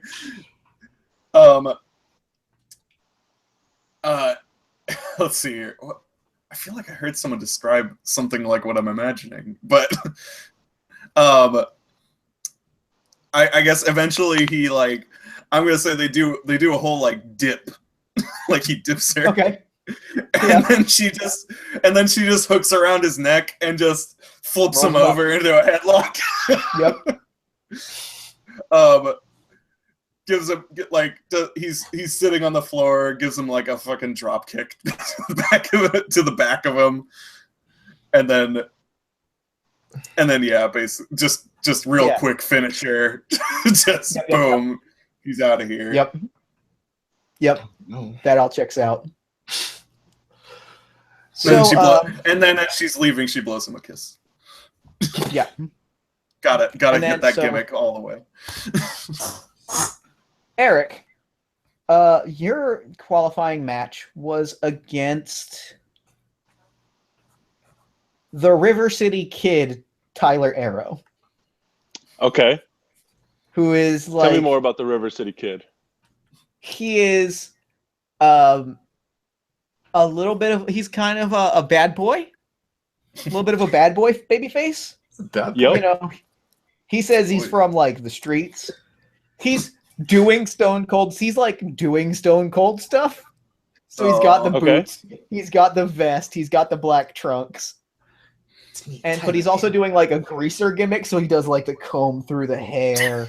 Oh man, Tyler. He's really young. He's gonna figure out a gimmick eventually, but Such a bad boy. You're all cheese. Tyler. all Good. cheese. We're in Green Bay. It's all right. Yeah, he's from the mean streets of Green Bay, Wisconsin. Yeah, is he the local kid? We pick him up. He is absolutely the local kid. So describe to me how, good. in sort of big picture, how your match against Tyler Arrow went. So I think that this is the match where Eric Olson went heel or like turned heel. I think he used to be a face because I think the way that I've been playing him comes off as like someone who's like polite and like very like approachable and personable. But like this is the match where he like proved that he would do underhanded stuff to win. So I think before the match, like leading up to it, like the local tabloids would have pictures of them like going out on cute dates. And like being romantic and like holding hands or whatever and like wrestles in love or like some like cheesy pun about wrestling, wrestling with your emotions maybe. But then like at the match, like they went in for like a handshake and like a hug, and then the hug just turned into a flip. It's kind of like over there. Like the match took maybe a minute and a half. Okay. Yeah. I think Eric just was not a nice guy about it, actually. So that's what happened that made him a heel. Okay. That works. That makes sense. Yeah, I like that. I like that a lot. So he's like, a shocking turn from Eric Olson. You know, the crowd favorite seemed to betray the River City Kid. That might have repercussions down the road. Maybe describe to me, you had a match against, I'm going to say, if you're a baby face, I'm going to put you in with, who do I want to put you in with? I'm going to put you in with the Storm Rider Wild Sue Hickok. Ooh. Okay. Kind of an outlaw-y gimmick. Okay. You know, comes out to riders on the storm. So big picture, right? Yeah. So Sue Hickok, is coming out and she's playing up the her whole like outlaw gimmick, being real cold to the crowd and whatnot. She might bark some at them, and maybe she kind of staggers out a bit before she catches herself, and it's like from that point the crowd's like, wait, this lady looks like she doesn't know what she's doing. She looks super green, and that's what it appears to be like the whole match. She's kind of getting worked over by a more experienced wrestler, and it's like so Sue goes for a big blockbuster move, and maybe just kind of catches her, and then just kind of keeps squeezing in a bear hug, until Sue just goes limp and maybe like drops her, and the ref she asks if Sue's okay. Sue doesn't respond. Bell rings, and maybe raises her hands, and the crowd's like, oh, that what? That was it? It was super, like everybody expected Sue to like kind of just start ramping up the offense more and more and more, but she just hit a roadblock and it was over. That makes sense. I like that. That works. That sounds real good. So we then start to see the stuff from earlier in the show, right? We get to see Bobby Kroon take on the throwback Max Crusher. Throwback being like a real like stocky 70s dude, and Bobby Kroon being like a sort of a charming, dapper guitar gentleman. Max Crusher jumped out of the audience and beat him down and stiff shotted him the whole match. But again, we see one of these sudden roll-ups. Oh snap! Underdog. He's coming into this tournament. Bobby Kroon seems to be coming in as the underdog. Seems to be pulling out victories from underneath. We'll see how that plays out later on. Then we see how long you're going to last, Hank. Then we see Grace versus Chihiro Watanabe, queen of the Exploding Ring Death Match. Chihiro Watanabe. It's a really good name if you speak Japanese. She comes out, and she's wearing a leather jacket. She's got a sports bra. She's got no shirt. She's got a kendo stick. Her and Grace had a very intense back and forth match. Big moment of it was when Grace snapped Chihiro's kendo stick. Snapped it in half, and Chihiro was like, whoa, okay, wait, what? And they kind of earned a respect. The story of that match was like, she didn't respect her at first, and they built to it where the end of it was she kind of like, Grace won, Chihiro held up one finger and was like, hey, one more match, and then they had a hug. Gotta hug it out. Gotta set up these feuds for later. Then we see Eric Olsen versus Shanks Doyle, the largest man to ever set foot in the Appalachian Mountains. Ever. My name is Shanks Doyle. No one will come after me. Nope, he's the biggest. He's the biggest ever. He doesn't wear shoes because he fights barefoot because they can't make shoes big enough for him. This match was actually a stipulation match. It was a props match, which is kind of like a flag match meets like a nightstick on a pole match. Mm-hmm. Where each person had their signature prop kind of in the corner. And over the course of in the other person's corner, you had to get to the other person's corner, then you could hit him with the signature prop. Eric got to the corner, could use his signature aluminum boat, stabbed Shanks in the stomach, kind of injured him a little bit. Oh, no. They had to end the match maybe a little bit early, but pulled off the win there.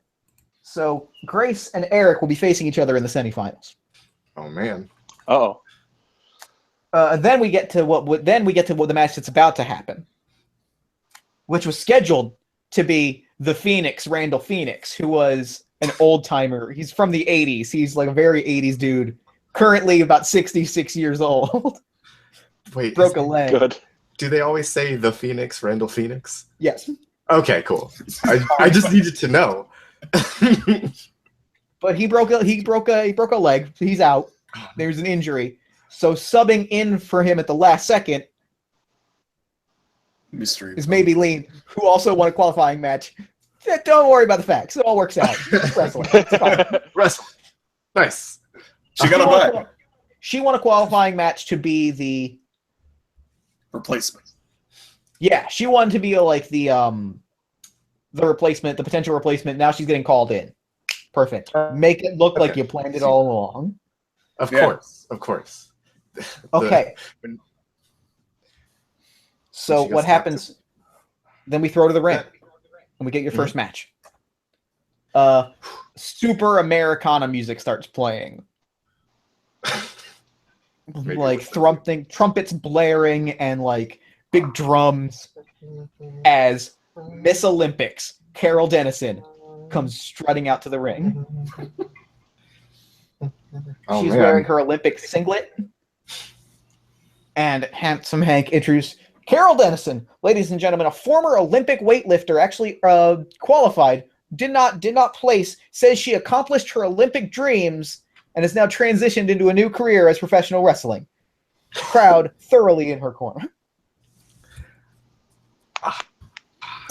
You know, I gotta wonder why they keep putting me up against people who are this good at wrestling. But okay. Please wrestle around the. So describe your entrance and start the match for us. Okay, sure. So maybe is like backstage, and her music hits, which is Where the Green Grass Grows. Everybody's really confused. That's a weird song for a wrestling entrance. But she steps out a little more confidently this time. She won her first qualifier, got called up to a big match, and she's gonna give it her best. So she waves to the crowd a little bit. She sees Carol in the ring. She looks confident as ever, and she takes a big deep breath, grabs the top rope and steps over it. Great. It only took her like 4 strikes to get to the ring. She's real tall. Yeah, sure. Giant. Match begins. All right. if I remember correctly, I start with control, correct? Yes. Okay, cool. So maybe she gets ready, gets down, and Carol, already ready for gets her in a front waist lock, and maybe it's like no, get off, and she starts wrenching at her arms, but Carol just ever the the skilled wrestler takes maybe down immediately and backs off, maybe just left on the ground, a little embarrassed. Somebody this big getting taken down by somebody like maybe half her size. Maybe. She stands back up. She gets ready and she just charges at her. Carol sidesteps and maybe just runs shoulder first into the turnbuckle. She, that hurts. All right, Miss Carol. She runs at her again, and Carol looks like she's going to sidestep, but maybe reaches out her arm, grabs her, and just with one arm comes around, grabs her, and then power slams her into the mat. Dang, that's cool. Yeah, okay. Roll me plus power for that. Of course. Are you guys using the dice roll, or should I just use this dice I have right next to me? Just whatever the dice are. Yeah, dice are next to me. All right. Next to me, as though you're going to reach into the... you knew what I meant. Yeah. I'm reaching into the screen. I'm just going to go into the ether and grab some dice. There we go.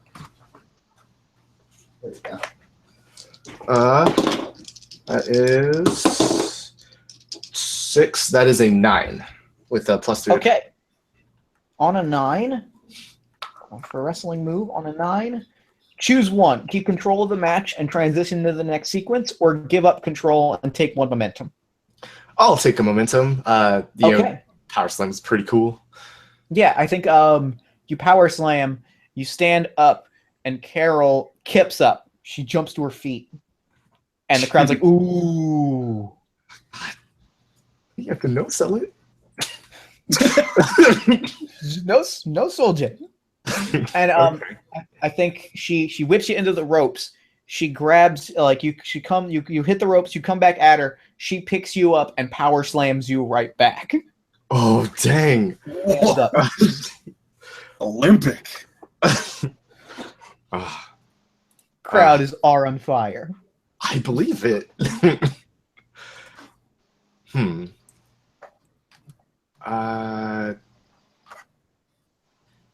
Is there anything else? She just slammed me back, and She slams you down and starts like gesturing to the crowd. What do you do now? Okay, sorry. I stand up. I see she's gesturing to the crowd. I stomp over to her and tap her on the shoulder. And when she whips around, I just grab her by the whole top of her head, and then like her waist, and pick her up above me in a gorilla press. That's awesome. Yeah. All right. And then walk her over to the ropes, toss her up, catch her by her midsection, bounce off the ropes into a. I guess this is sort of a. What's it called? Electric chairs, like. Sure. Like yeah. I think yeah. So yeah, she goes off her stomach goes into the ropes, and she falls back down directly on really high up from high up onto the canvas. Mm-hmm. It probably actually hurts a little bit. Sure. So when she's down, maybe she's not gonna waste any time, so she gets up to the second rope. She's just gonna go for a senton from the second rope with all that mass. Roll me plus power. Of course. That is 5 and 7. That is a 10. Perfect. You can take +2 momentum or +1 heat with Carol. I'll gain a heat with Carol. Okay. Yeah, you slam down 1, 2, kick out at 2. But she's not no-selling this one. I hope not.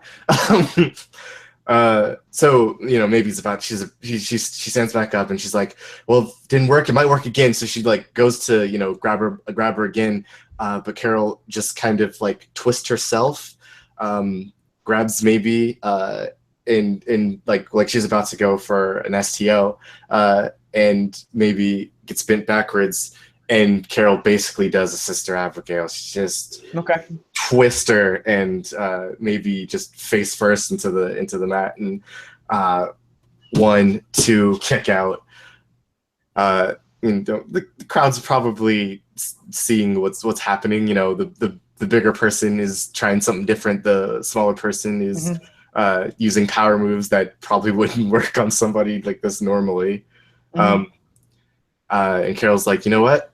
This isn't it. This isn't over. So she picks up, maybe whips her into the ropes.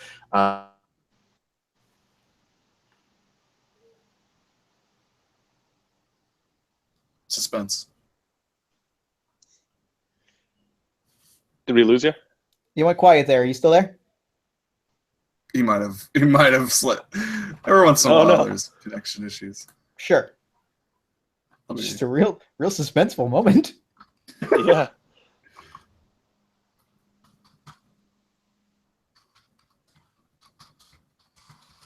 Find out after these commercial messages. We get another fishing message. Give us another fishing commercial, Eric. Okay, so the next commercial is that sort of like serene stream. I'm in it twice. How did that happen? We cut to a fishing commercial while you're at. Okay, cool. Yeah. Buy Olsen Reels. Oh man. Well, if we cut back to commercial, maybe has basically got her up into like a muscle buster situation. Okay. And just drops her down, and then rolls her body forward and like pushes her legs forward for a pin. Okay. Want me to roll for that? Yeah. Okay. Plus what? Plus power. I'll call that. Yeah, this has been all power. Sure. Very strong. 4, 8 plus 3, 11. Do you want 2 momentum or 1 heat? 2 momentum. 2 momentum. Cool. Take us into the finish. Oh, cool. Okay. You're going over. Cool. So maybe she gets in the slam, Carol kicks out, and maybe it's just what? How? I hit you with the biggest thing. And so Carol she rolls backwards, wastes no time, bounce off, and comes for a basement drop kick, but maybe just kind of lays down and she slides over her. And as she is getting herself back together, standing back up, maybe is already up, and she just hits her with the largest possible spear you can hit somebody with. It's called the tree trunk. I love it. And not the log jam. No, that's the other thing she just did. Okay. So she just spears her, and it looks like Carol's hand is like really close to the ropes, but like she doesn't move. For the one, let me roll for the finisher. Sorry. Yeah, roll for the finisher. Whatever you want to add to it. 3 and 3. That is a 6. What is my finisher? 6, I guess. Question is, do you want to keep it as a botch or throw a thing in it? I'll give it 1 momentum. Okay. And like I said, she looked like she wasn't gonna move, but at that very, very last second, she grabs the rope, pulls herself out from under Mamie, and leaves. So it's choose. They showcase your strength. We both gain 1 momentum with the. Or they're unwilling to take your finisher and they flee the ring. Gain 1 heat with them. Okay. Sound good? Oh wow, Carol turned. I didn't anticipate that. Crowd's booing. Crowd's real unhappy. But can you blame him? Or her? Blame her? Look at her. Look at her. Can you blame her? She's cute. What do you think she weighs? Oh, Yeah, and crowd's definitely not happy. Carol is turning. I'm so sorry. Yeah, there's gonna be some repercussions for that down the line. Yeah. Cool. So yeah, maybe celebrates. She looks around the crowd and just kind of like flexes real big. Nice. Okay. We're gonna have another match, and then we will. Yeah, we're gonna do our next match, and this is gonna be the semifinal match between Grace and Eric. Mhm. And then we'll have your second match, which will be against the throwback Max Crush, and then we'll have the finals, and that'll be it. Cool. I thought Max Crush lost. Oh, you're right. It's against I Bobby thought it was Kroon. You're correct. Yeah, because he was the underdog coming in. Yeah. The underground. Okay. Okay. So yeah, we're gonna have Eric versus Grace. The finish is. Who do I have finish? Who do I have finishing that? What are your heats with? What are your heats with? What are your heats with maybe? Because maybe's going over into the finals. I have one heat with maybe. I think we both have. I have two heats with maybe. That's what I was yeah, thinking. you're a heel. Because I'm a heel. You went quiet. Did we lose you for a second? Oh, No, yeah. Welcome back. Oh, That's two heat. Did you? Can you guys hear me? Yeah, we can hear you. I can hear you. So I think I have two heats with maybe. yes. Okay. Because Then yeah, I'm gonna have heel Eric. and then the one from the thing. That's what I was thinking. I'm gonna have Eric go over dirty in the into the final. Of course, you're not going to beat a wrestler clean. Come Yeah. on. In that case, I guess I wanted to use one of my move things. Okay. I guess I'll pitch this to him since we know we know in advance. Yeah. So I'm gonna do the I remember this one time thing, the indie gimmick thing. So before their match, Eric and Grace meet backstage for a bit, and Grace is reminiscing about a spot she did a while back that would probably be really cool. It actually it reached like kind of near legendary status back in Suplex Maximus. And it's kind of the thing, if anybody knows who Grace is in a different league, it's the thing they're expecting eventually. Okay. So she's gonna be pitching this idea to you. So I'll roll. Look. Yeah, give me the roll, and then we'll talk it over as Backstage segment. Yeah. I'm seeing good things. All right, yeah, it's an 8. Okay. What happens? Let me pull up this sheet. Remember what So happens. they either I have a choice of I gain 2 momentum, or a guaranteed go for it, or I get to book it entirely myself. Okay, what do you want? Which one do you want? I'm just gonna say I just want them to go for it. Okay. I want to guarantee that we go for the spot. Okay. Well, no, tell walk us through the spot, and then Eric agree to it. Should I just tell it right now, or maybe just have a little like fade to black, and we can? Yeah, I think we fade to black, and then do it in the ring. And then when it's time, like give it like pitch us. Oh yeah, I'll tell you when it's time. Okay. We have a flashback, Eric. I have something to tell you. I'm gonna fucking blast you. Oh, good. What's gonna happen is I'm gonna throw a fireball at you. Yeah. Eric sweats. I'm gonna quarter circle light kick. It's gonna end in a Hadouken. Yeah. I'm gonna imitate a Shoryuken, and you're going to have to jump 2 feet in the air and then bump. Yeah. All right. Yeah, that sounds great. It's doable, right? Yeah, it's fine. You're great. I guess the other thing I will point out is just I have an ability if you want to try and get some gambling momentum Eric. You can start Okay. rolling work, doing work things. Because if I Good. roll work and you roll work, if I roll work and you roll work and we both succeed, we each get momentum every time that This happens. is going to be really embarrassing. And if either of us botch, we lose one momentum. So I guess it's, if you want to play with your life. Eric's work is -2. Yeah, I know.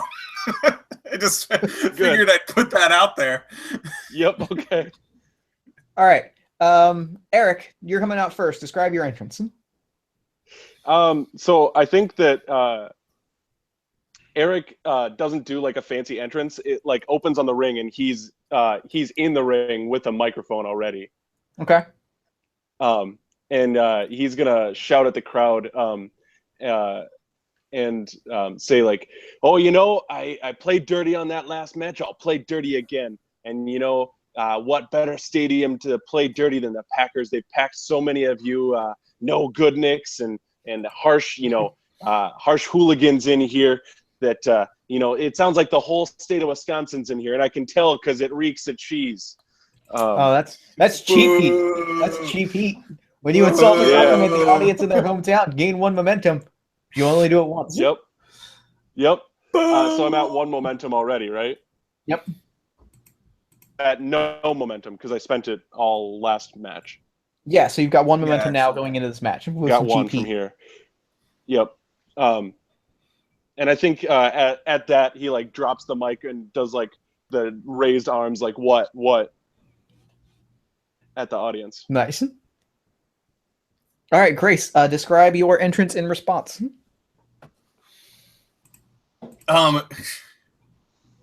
Let's see here.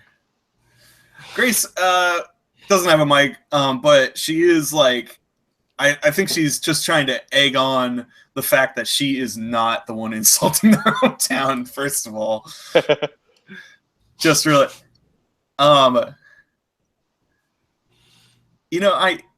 it's basically the same for now, but Okay.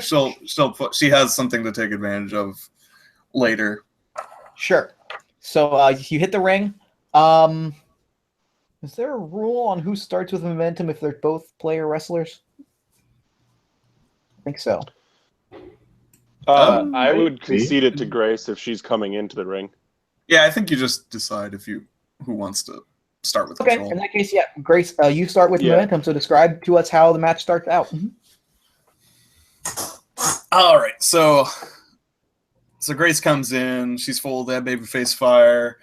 He's got that heat of the crowd booing him, and she's basically the one not being booed. So she kind of like gets in his face a little bit, like like going on. She does the handshake thing though. Okay. But does he go for it? Oh no! As she sticks out her hand, I think he's wearing like a fishing vest with like a bunch of pockets, and he like sees her stick her hand out, and he is like ignoring it and like comedically checking in pockets, like, what's in here? That's the fishing vest he wore his teeth. Oh man, that's so cool. I hate Eric right now. I'm so mad at him. Yeah, how dare you have pockets? I don't like it. Shake her hand. Have some honor. Well, I think that like after it goes like by long enough that he's made his point, he like takes the jacket, like the vest off, and throws it off screen, and then like goes into his fight stance or whatever. Okay. Grace, what happens next? Oh, man. Okay. So let's see here. I'm gonna say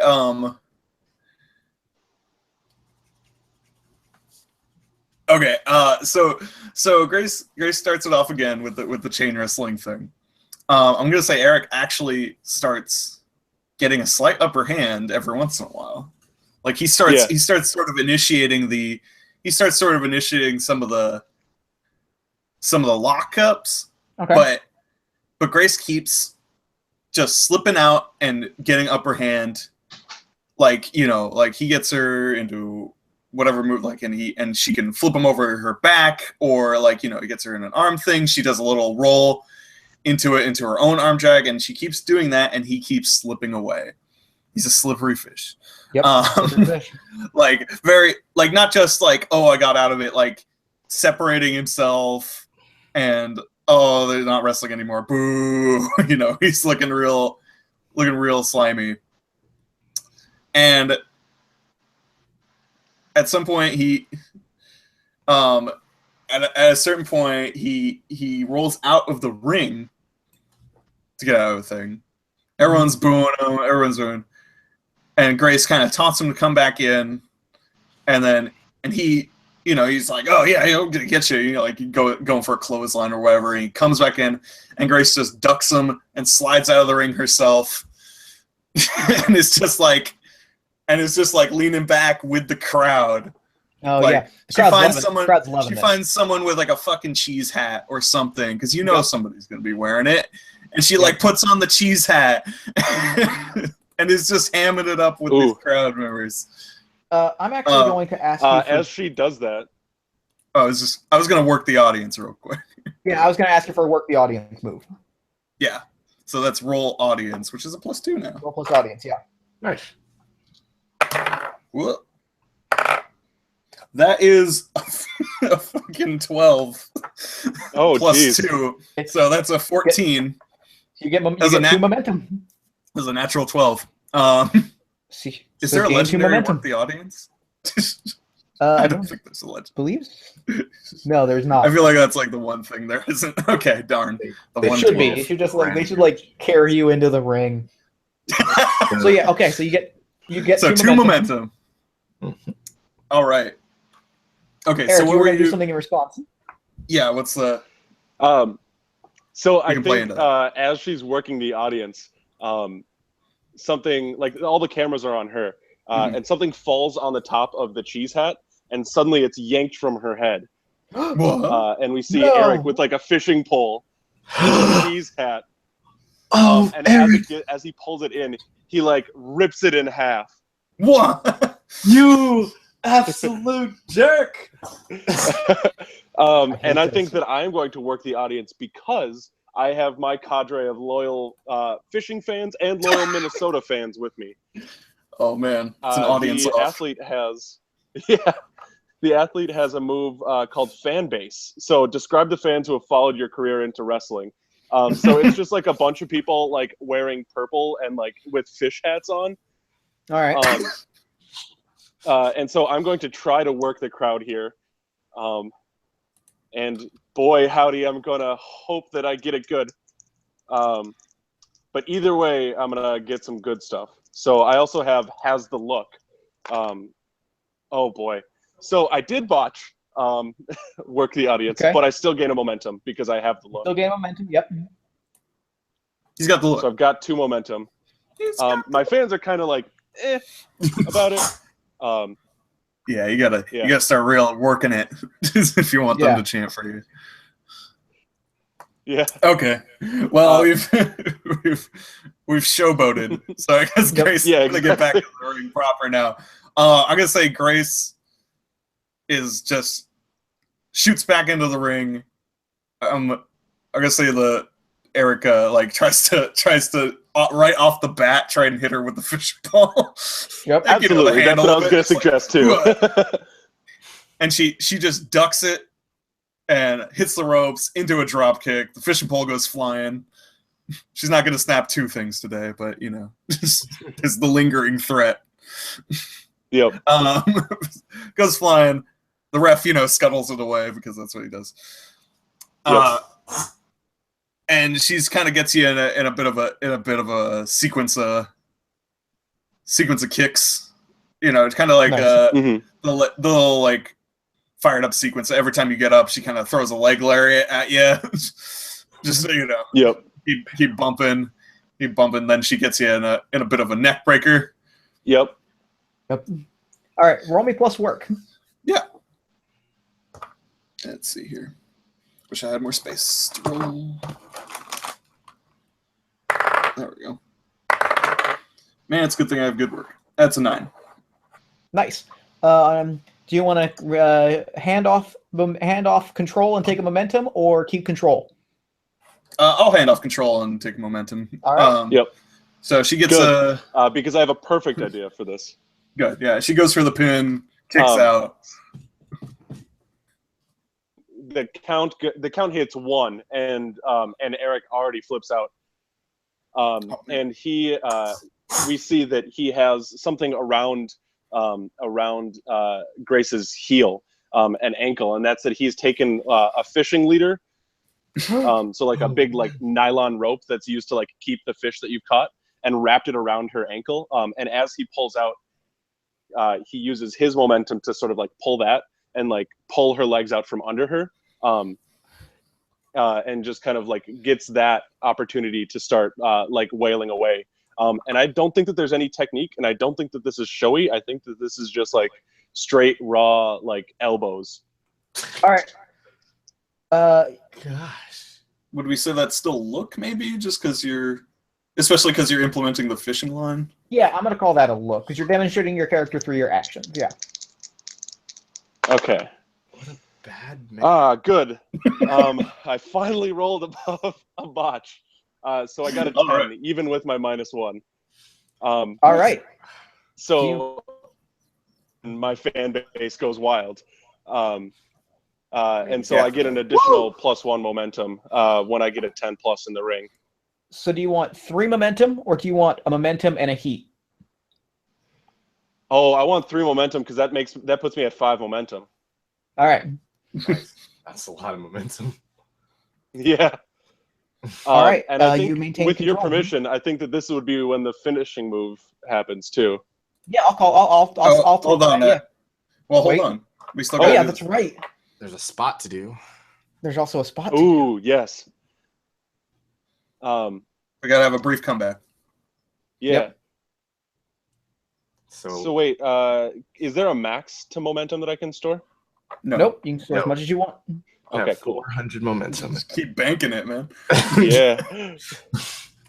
I should, based on how bad my rolls have been.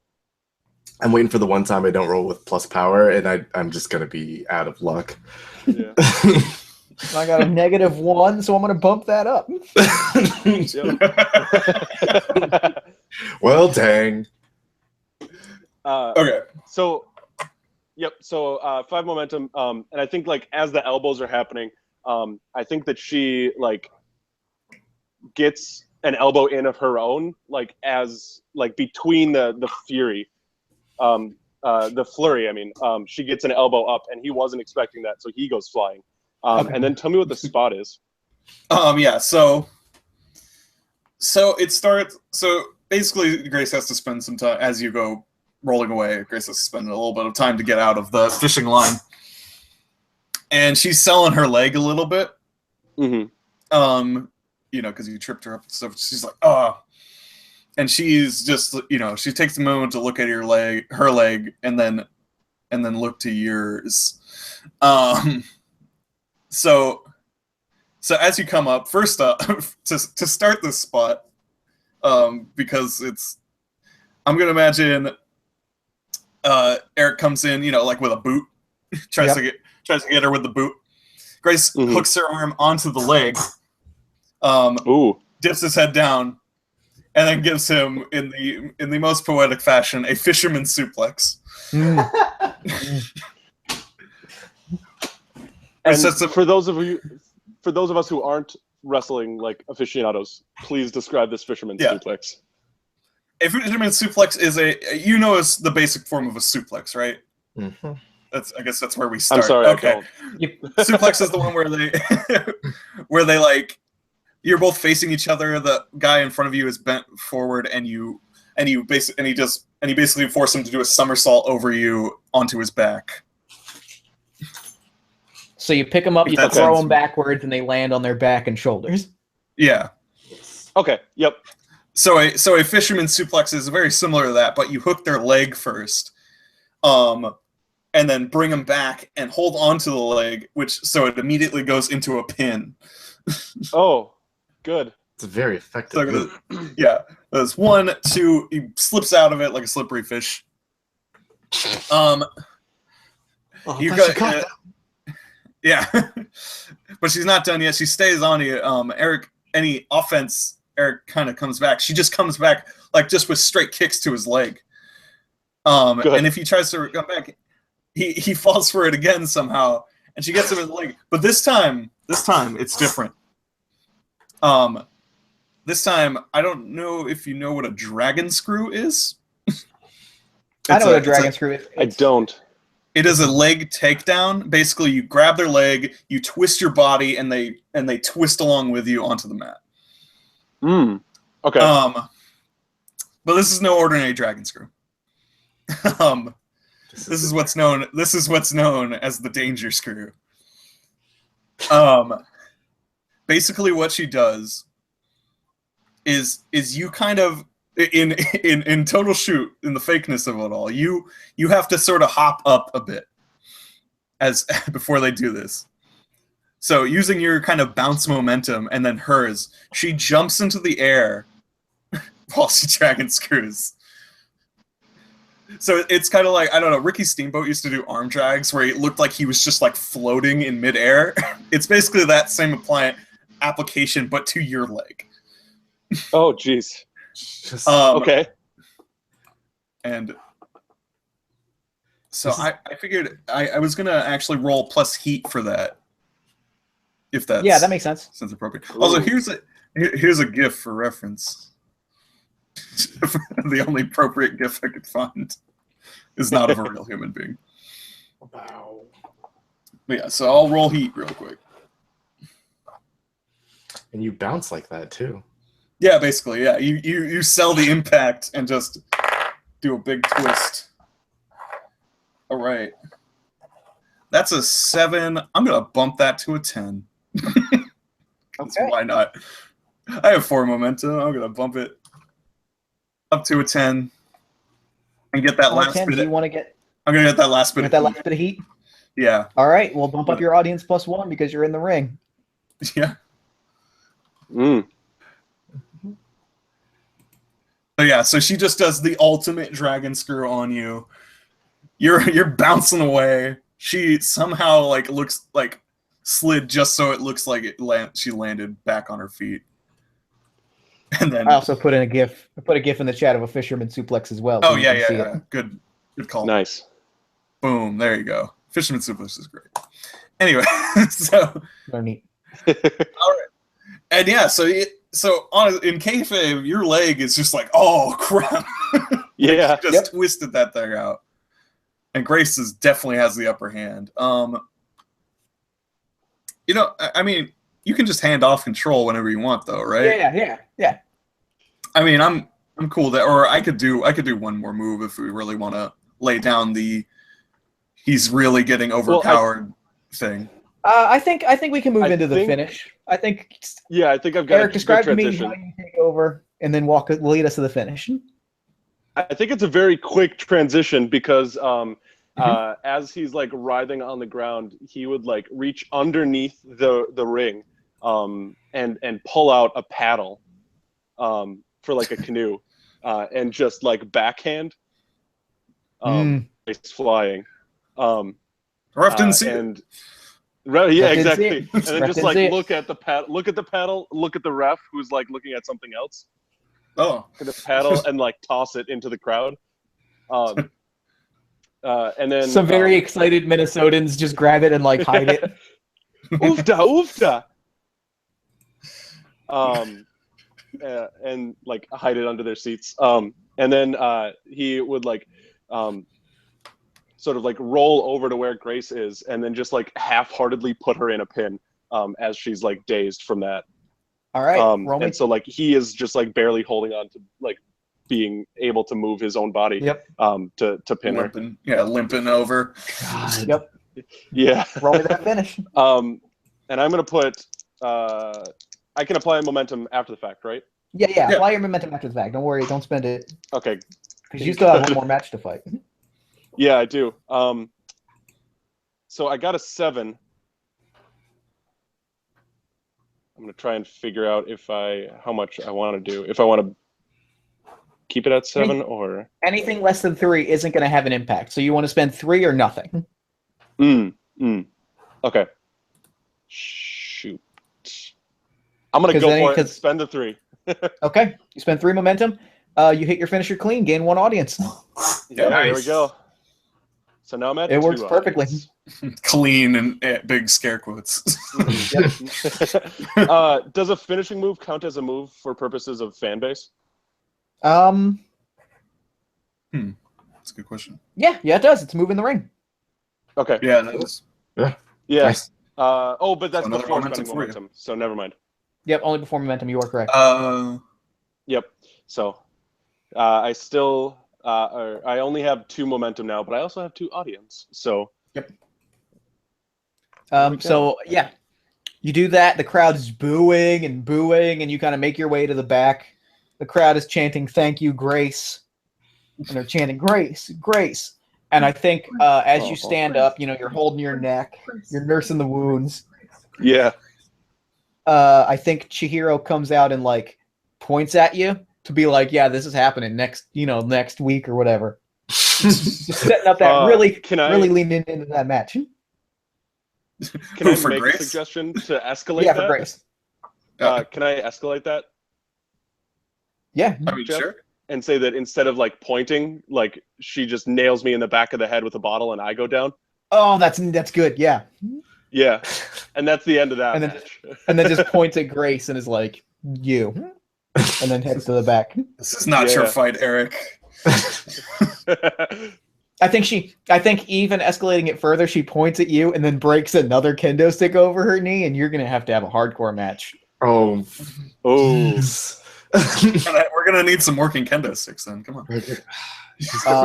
I mean, she's gonna bring like 40 of them. Well, it's probably gonna end up being an exploding ring death match because she is the queen of the exploding ring death match. You But can't not have one. so yeah, so I think what happens next is we have maybe versus Bobby Croon. I'm gonna say this match is booked to be a squash. Oh, I think we've had the underdog come up, and I think maybe it's just gonna put him down. sick. So I think if you want to cut a promo, you can. If you want to just start in the ring, you can start in the ring. Either way, I'm going to say it's only going to end up being like 1 wrestling move and a finisher. Sure. That way we can transition into the finals. But if you want to cut a promo before that or whatever, you can feel free to do that. Okay. Sounds good. So maybe comes out of the ring. I lied before. Her theme song is Green Tambourine. I keep changing it. She hasn't been doing this very long. They haven't worked everything out. So she changed. It's actually been both. They changed it in between the 2 matches. when she comes out for any other events, it's gonna change again to something else green. It's probably gonna be like Green Lady, or Green Lady or whatever. So she comes out. Big grass and high tides. Yep. She's gonna grab a bike. Green Bay. Hey, yeah. Hey, what's going on? Yeah. That is how wrestling he works. Yeah. I haven't been doing this very long, but I know the next guy coming out here, he's been winning a lot of his matches by surprising people. Well, I'm ready for anything. Anything, Mr. Crooner. And when you come out here, be ready for... She freezes. Yep. All right. Roll me plus look.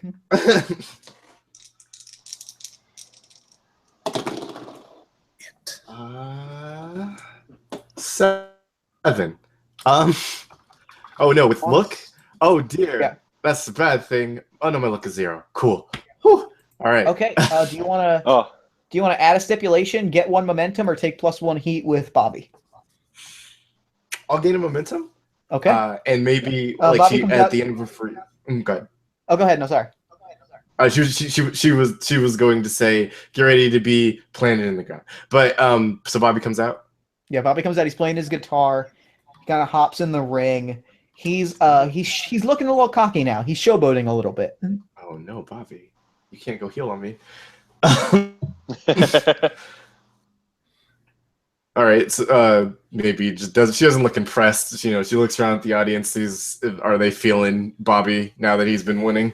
Yeah, they're behind him a little bit, but yeah, they're pretty confidently behind you both. Like You do the thing. They introduce Bobby. They're like Bobby Croon, and the crowd cheers. And then they introduce Maybelline, and the crowd cheers. Like it's a real babyface versus babyface conflict. For now. For now. So what? Bobby walks in. He has his guitar. He puts it down in the corner. He looks at Maybe, and he turns around to go like pick up his guitar again. Baby just kind of walks over to him and pushes him into the guitar. Okay. Guitar shatters because it's a wrestling guitar, so it explodes. It explodes. He stands up. He's like, "Oh, my guitar!" And maybe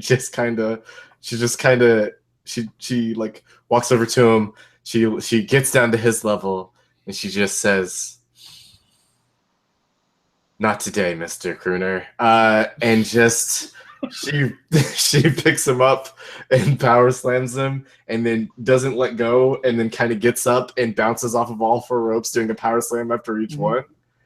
Great. Roll me plus power and then move into the Of course. Yeah. That is 5, 4, 9, 12. Great. Plus 2 momentum or plus 1 heat. Probably 2 momentum. It's probably momentum is probably right there. And he does roll the finisher. She sets him up for another tree trunk, and as he's like lying there, she like urges him to get up. She kind of like she's like just in the corner. Come on. He's mortal. He gets up, but he's Mortal Kombat like finished. He's doing the wobble. That is a 6. Wow, I'm not good at finishers apparently. I mean, I'm gonna use momentum. Okay. I don't want to kill the man. Are you gonna use 1 momentum, or are you gonna bump it all the way up to a 10? I don't know how much momentum you have, but I feel like it's a lot because you've generated a lot in this match. I have 8 total. Dang. I mean, yeah, I'll spin 3, and I guess it's 4, wouldn't it? Yeah, I'll spin 4. All right. Yeah. Yeah. What happens on a 10 plus? You just gain 1 audience? Yeah, I think everybody pretty much. Finish the clean gain audience. All right. So yeah, he takes the spear. This time he just takes it, and he bumps, and it looks like he's actually out cold. The ref comes in the ring, and 1, 2, 3, maybe like gets off of him and just turns away, looks at his smashed guitar, shakes her head, and gets out of the ring. Yep. All right. Cut to Eric in like the crowd, just like mopping his head with like a tissue, like a paper towel or something. Like, yikes. Yep. Yowza. Okay. We can now head into the finals. Of course. Let's cut a promo. Let's cut a promo before we do the finals. Let's get a promo each. Magna Mango is in the back. She's got her microphone. Eric Olson, she puts the mic to you and says, You've made it into the finals of the first ever LGGW World Title Tournament. How are you feeling? Well, I'm no stranger to competition. So, back when I was in my professional fishing days, you can check those out at ericolson.com. There's plenty of videos up there to watch. I was up against some hard competition back then. I'm up against some hard competition now. And I can say, I might be scared. I might be, intimidated by your size. But, at the end of the day, I'm gonna be the winner that I was before, and I'm gonna be the winner that I'm gonna continue to be in the future. So I got to tell you, Mango, I'm gonna do what I need to do to win. And I'm just hoping that the lovely lady that I compete against soon is gonna be doing the same. All right, roll me plus look. For reference, ericolson.com is a video journalist. You know what, Jeff? I rolled Snick Eyes, and I get a -1. Okay, so you roll a 1. That's what you get for promoting a website that isn't so yours. I think what happens. The entire speech, sorry. but he's like vigorously sweating the entire time in fear. She puts it to you and she's like, "Are you excited for your match?" Yep. You're excited for your match. All right. I think also you say ericolson.com and then realize a few seconds later that your website is ericolson.net because ericolson.com is already taken. Oh God, good. The graphic says ericolson.org. Nobody's right. Like the camera cuts around slightly and there's like a picture of like maybe with like a heart drawn around in markers like taped to his locker and he like shuts it real quick and is like Yep. We were all gonna cut a promo, right? Yeah. Yeah. Okay. Cool. I was gonna say like right after Eric is done with his interview, like maybe like somehow sneaks up behind him. Okay. Like, good. This is exactly how his last promo went. So yeah, this is good. And she just kind of like excitedly just kind of.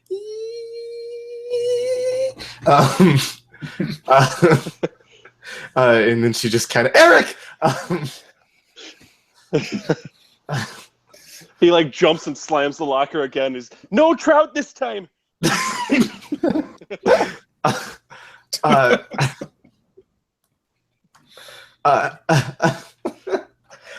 Hi, Mingo. Maybe. Yep. Hi. I'm a big fan of yours. I'm a big fan, but I'm also a big fan of yours. A large fan.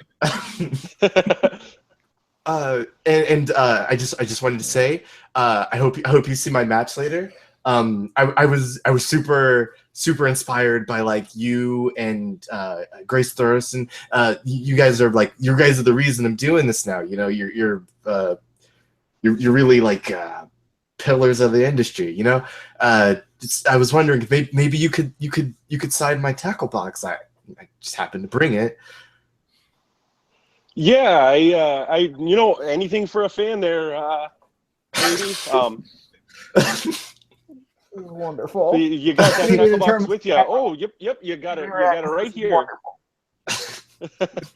Oh boy, this is an. Oh, I thought we stopped making these Eric Olson brand tackle boxes. I got this on eBay. Oh, it was only good. $350. Well, that's a pretty big markup from what we were. I mean, yeah. Anything, boy. You're sure holding it tight there. Those muscles are good. That you got.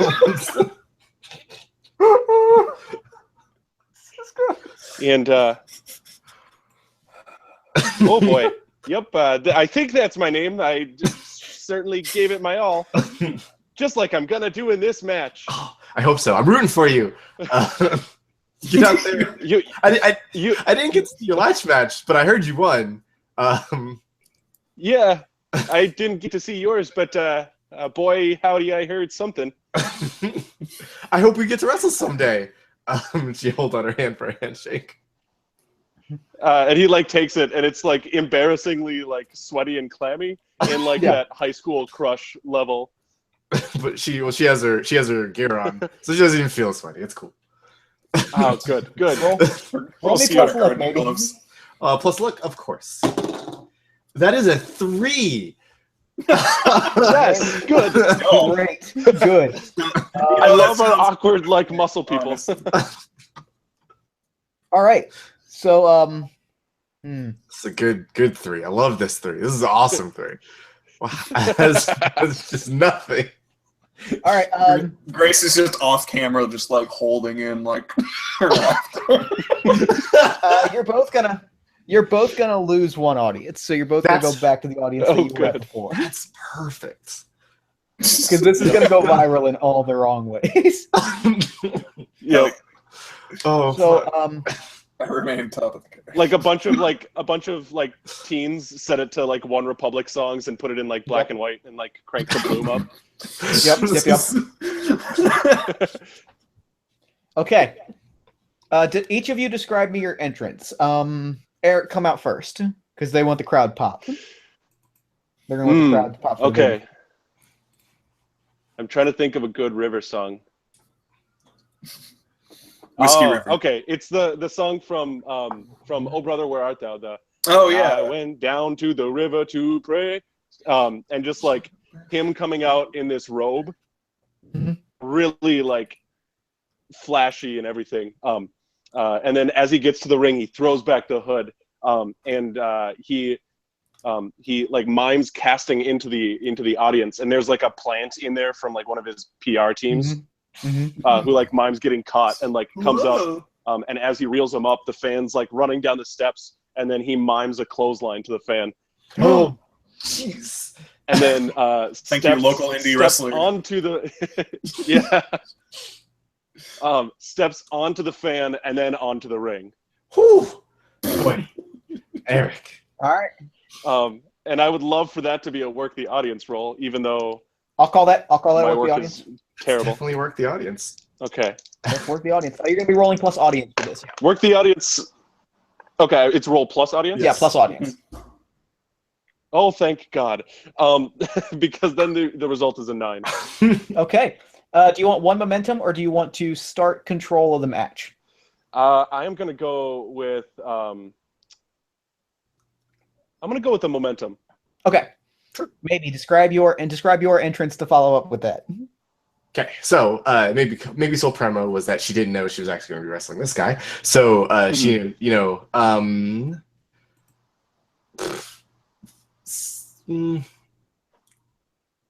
the Green Hill Zone theme comes on.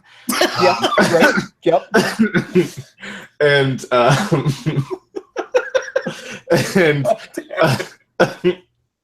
and maybe he comes out and she has her gear on, she's ready, she's pumped up. She looks in the ring and she sees Eric and her eyes widen. Yes. And she looks so happy. She just starts sprinting at the ring. Oh no. Ground shakes. The guy that was on the ground that got clotheslined, she stops short and she like sees him. She goes, "Oh no." She helps him up and like dusts him off and picks him up and put him outside the barrier. She's so good. That's really good. Then she gets in the ring and she's like she first grabs Eric's hand and holds it up and points at him for the audience. They boo. They vigorously boo. She's like, "Huh, that's weird." Huh. Yeah, I don't get it either. She's like, "Hey, Eric, hey, what's wrong? Whatever. These guys must not know you." And then she like cracks her knuckles and she goes for a handshake. Boy. I think Eric like looks at it and like thinks about ignoring it, but this is the first person that's been like earnestly on board with Eric Olson since he started this whole episode. So he's gonna take that handshake and give it a vigorous shake, but then also take it and lean down for a kiss. Yeah, lean up. Like that. Snap. Maybe he's just gonna. She like her cheeks turn red, and she just kind of her like muscles tense, and she squeezes his hand really hard. Too hard.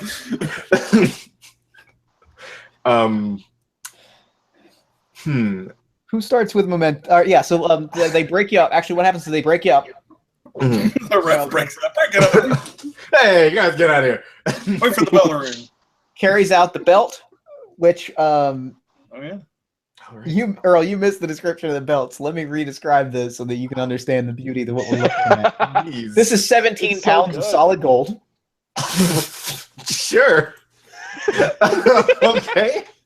It is a silver strap, so it has that really great gaudy contrast look. Nice. And it's got LGGW World Champion on the front. It's got a globe on the front, like the Intercontinental belt.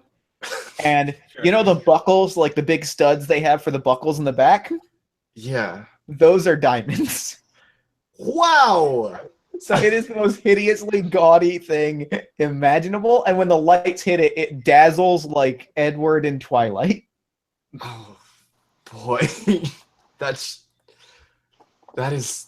So when when the lights from the rafters hit it, it's a blinding affair. It is.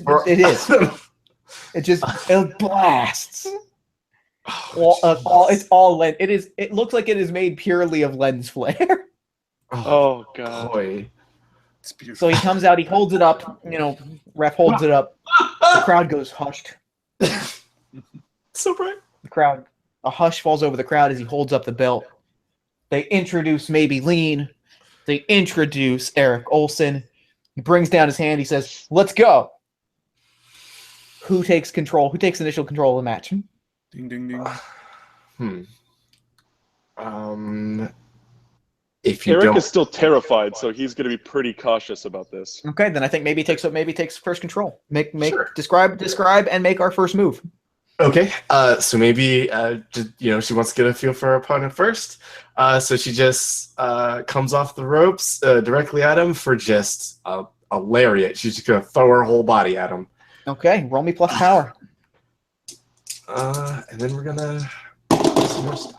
That is a 2. That's a 5 total. That's a nothing. So Okay. Yeah.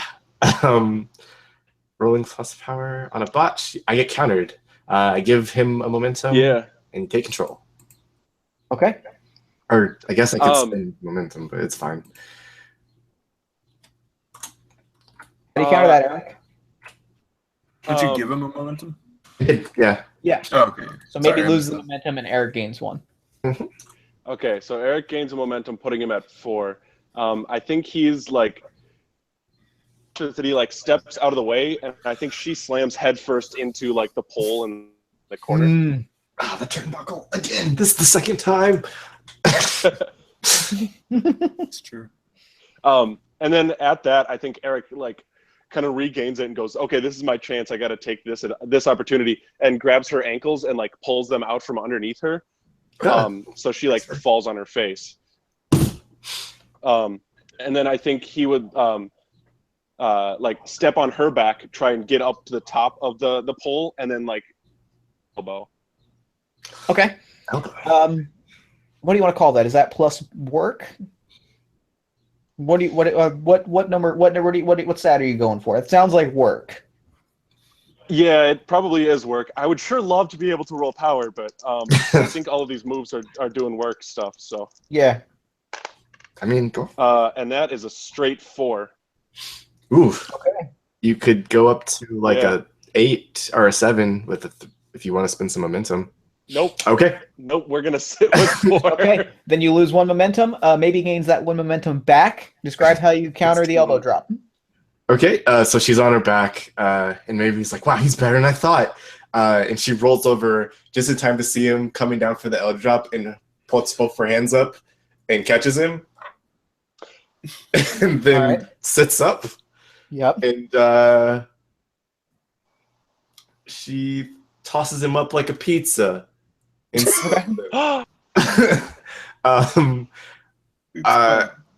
pizza pie time.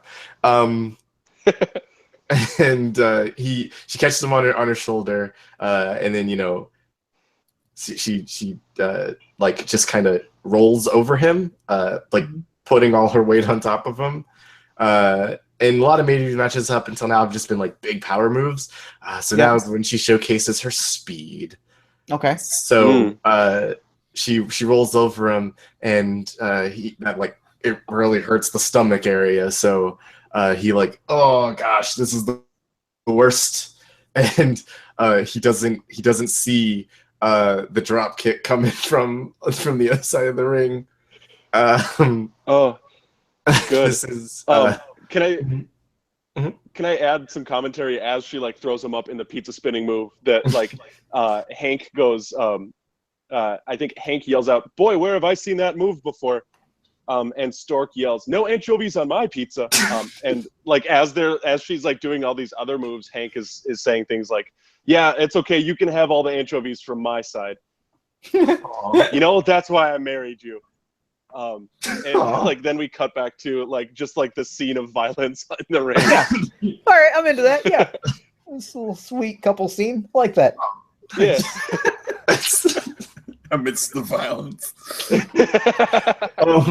They found love in a hopeless place. You can't judge that. So this is There you go.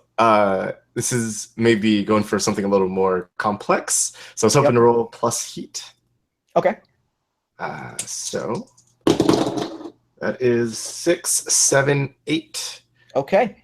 Do you want to keep momentum, or do you want to keep control, or gain a momentum? I will gain control as she like kicks him, and he like basically the kick is with such force that it like props him up into the corner.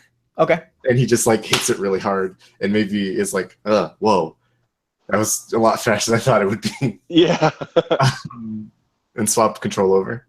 Okay, so gain 1 momentum. Yep. Up to 6. Eric, you got control. All right. So I think as like the tide of the conflict shifts, Eric like makes a break for it out of like melee range, and is like, okay, I can't do that again. My Like whole chest every yeah, he's like trying to like breathe, and like he's doing the like fish gasping for air sort of thing. So I think that at this point he would like sort of like shake his head and like go back and forth on the ropes a couple times to like build up some speed. Mm-hmm.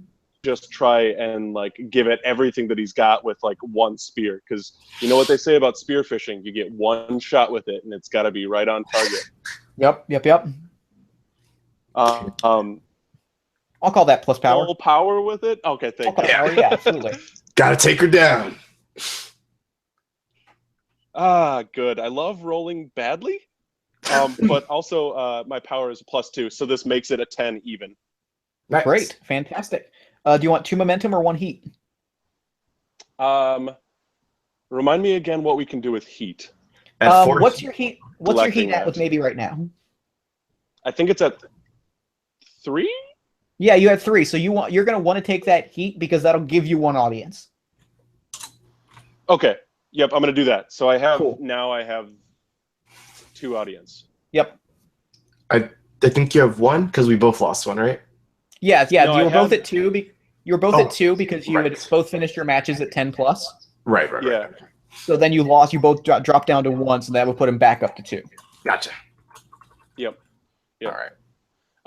And I actually also do gain a momentum because that's a 10 roll in the ring. Sick. So my that's Minnesota fishing fans are like, yeah. You're right. I thought you spent momentum on that, but you didn't. So yes, you get a momentum for that as well. Nice. So that's at 4 momentum, and I've got 4 heat. And do I gain an advancement from that because that's the first time that I have 4 heat, or is that? No, that's for audience. Oh, okay, audience, cool. Not 4 heat. Okay, cool. But I do have 2 audience. So I'm gonna spear say, happens. Spear happens.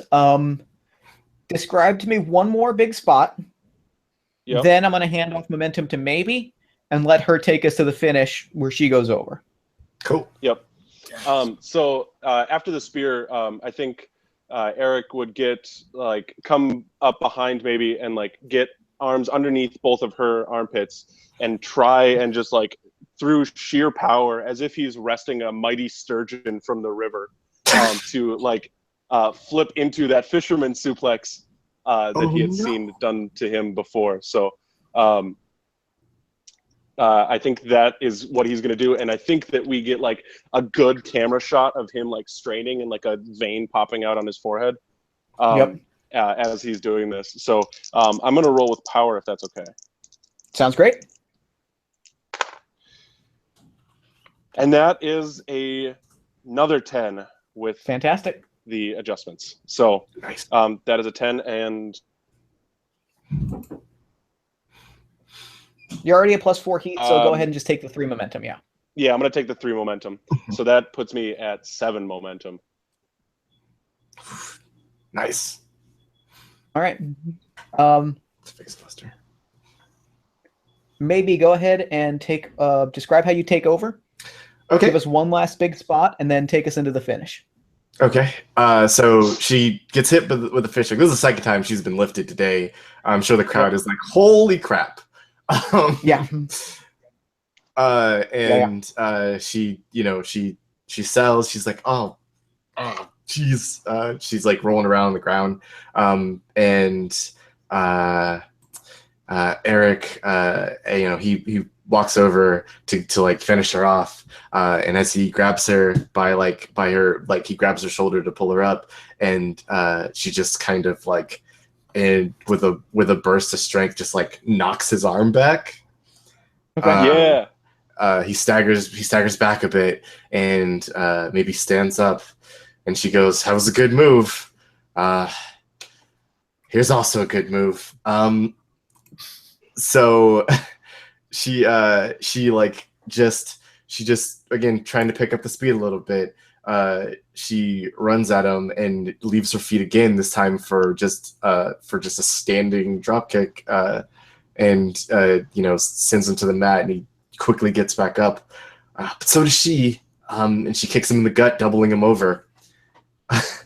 And while Eric's doubled over, he just feels two big hands grab his head.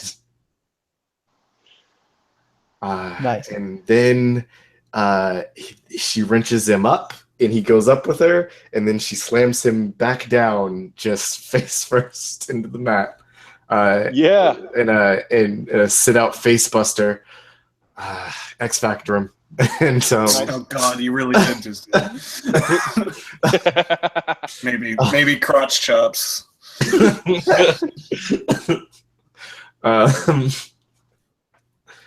And we call this one what's it called? The crop duster.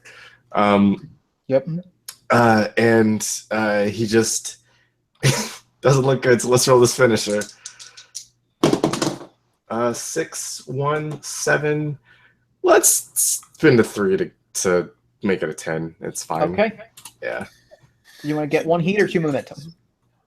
I thought that was rolling finisher. Oh, you're right. You were a rolling finisher. Yeah. So that's an audience. Okay, so you gain 1 audience. You're at 3 audience. So 2 audience. Yes. So she, he's in the middle of the ring upside down. Maybe just kind of stands up, rolls him over, and puts a hand on him and kneels down. Did you cut out again?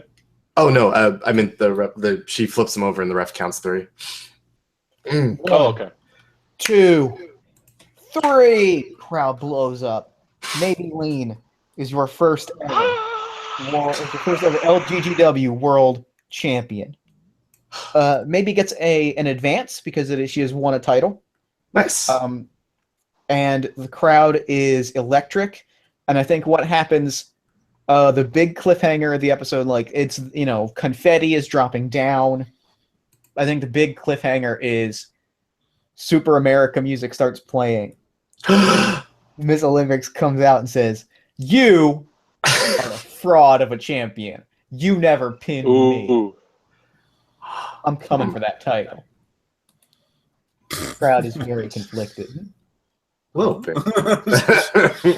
You never pinned me. Give me the title.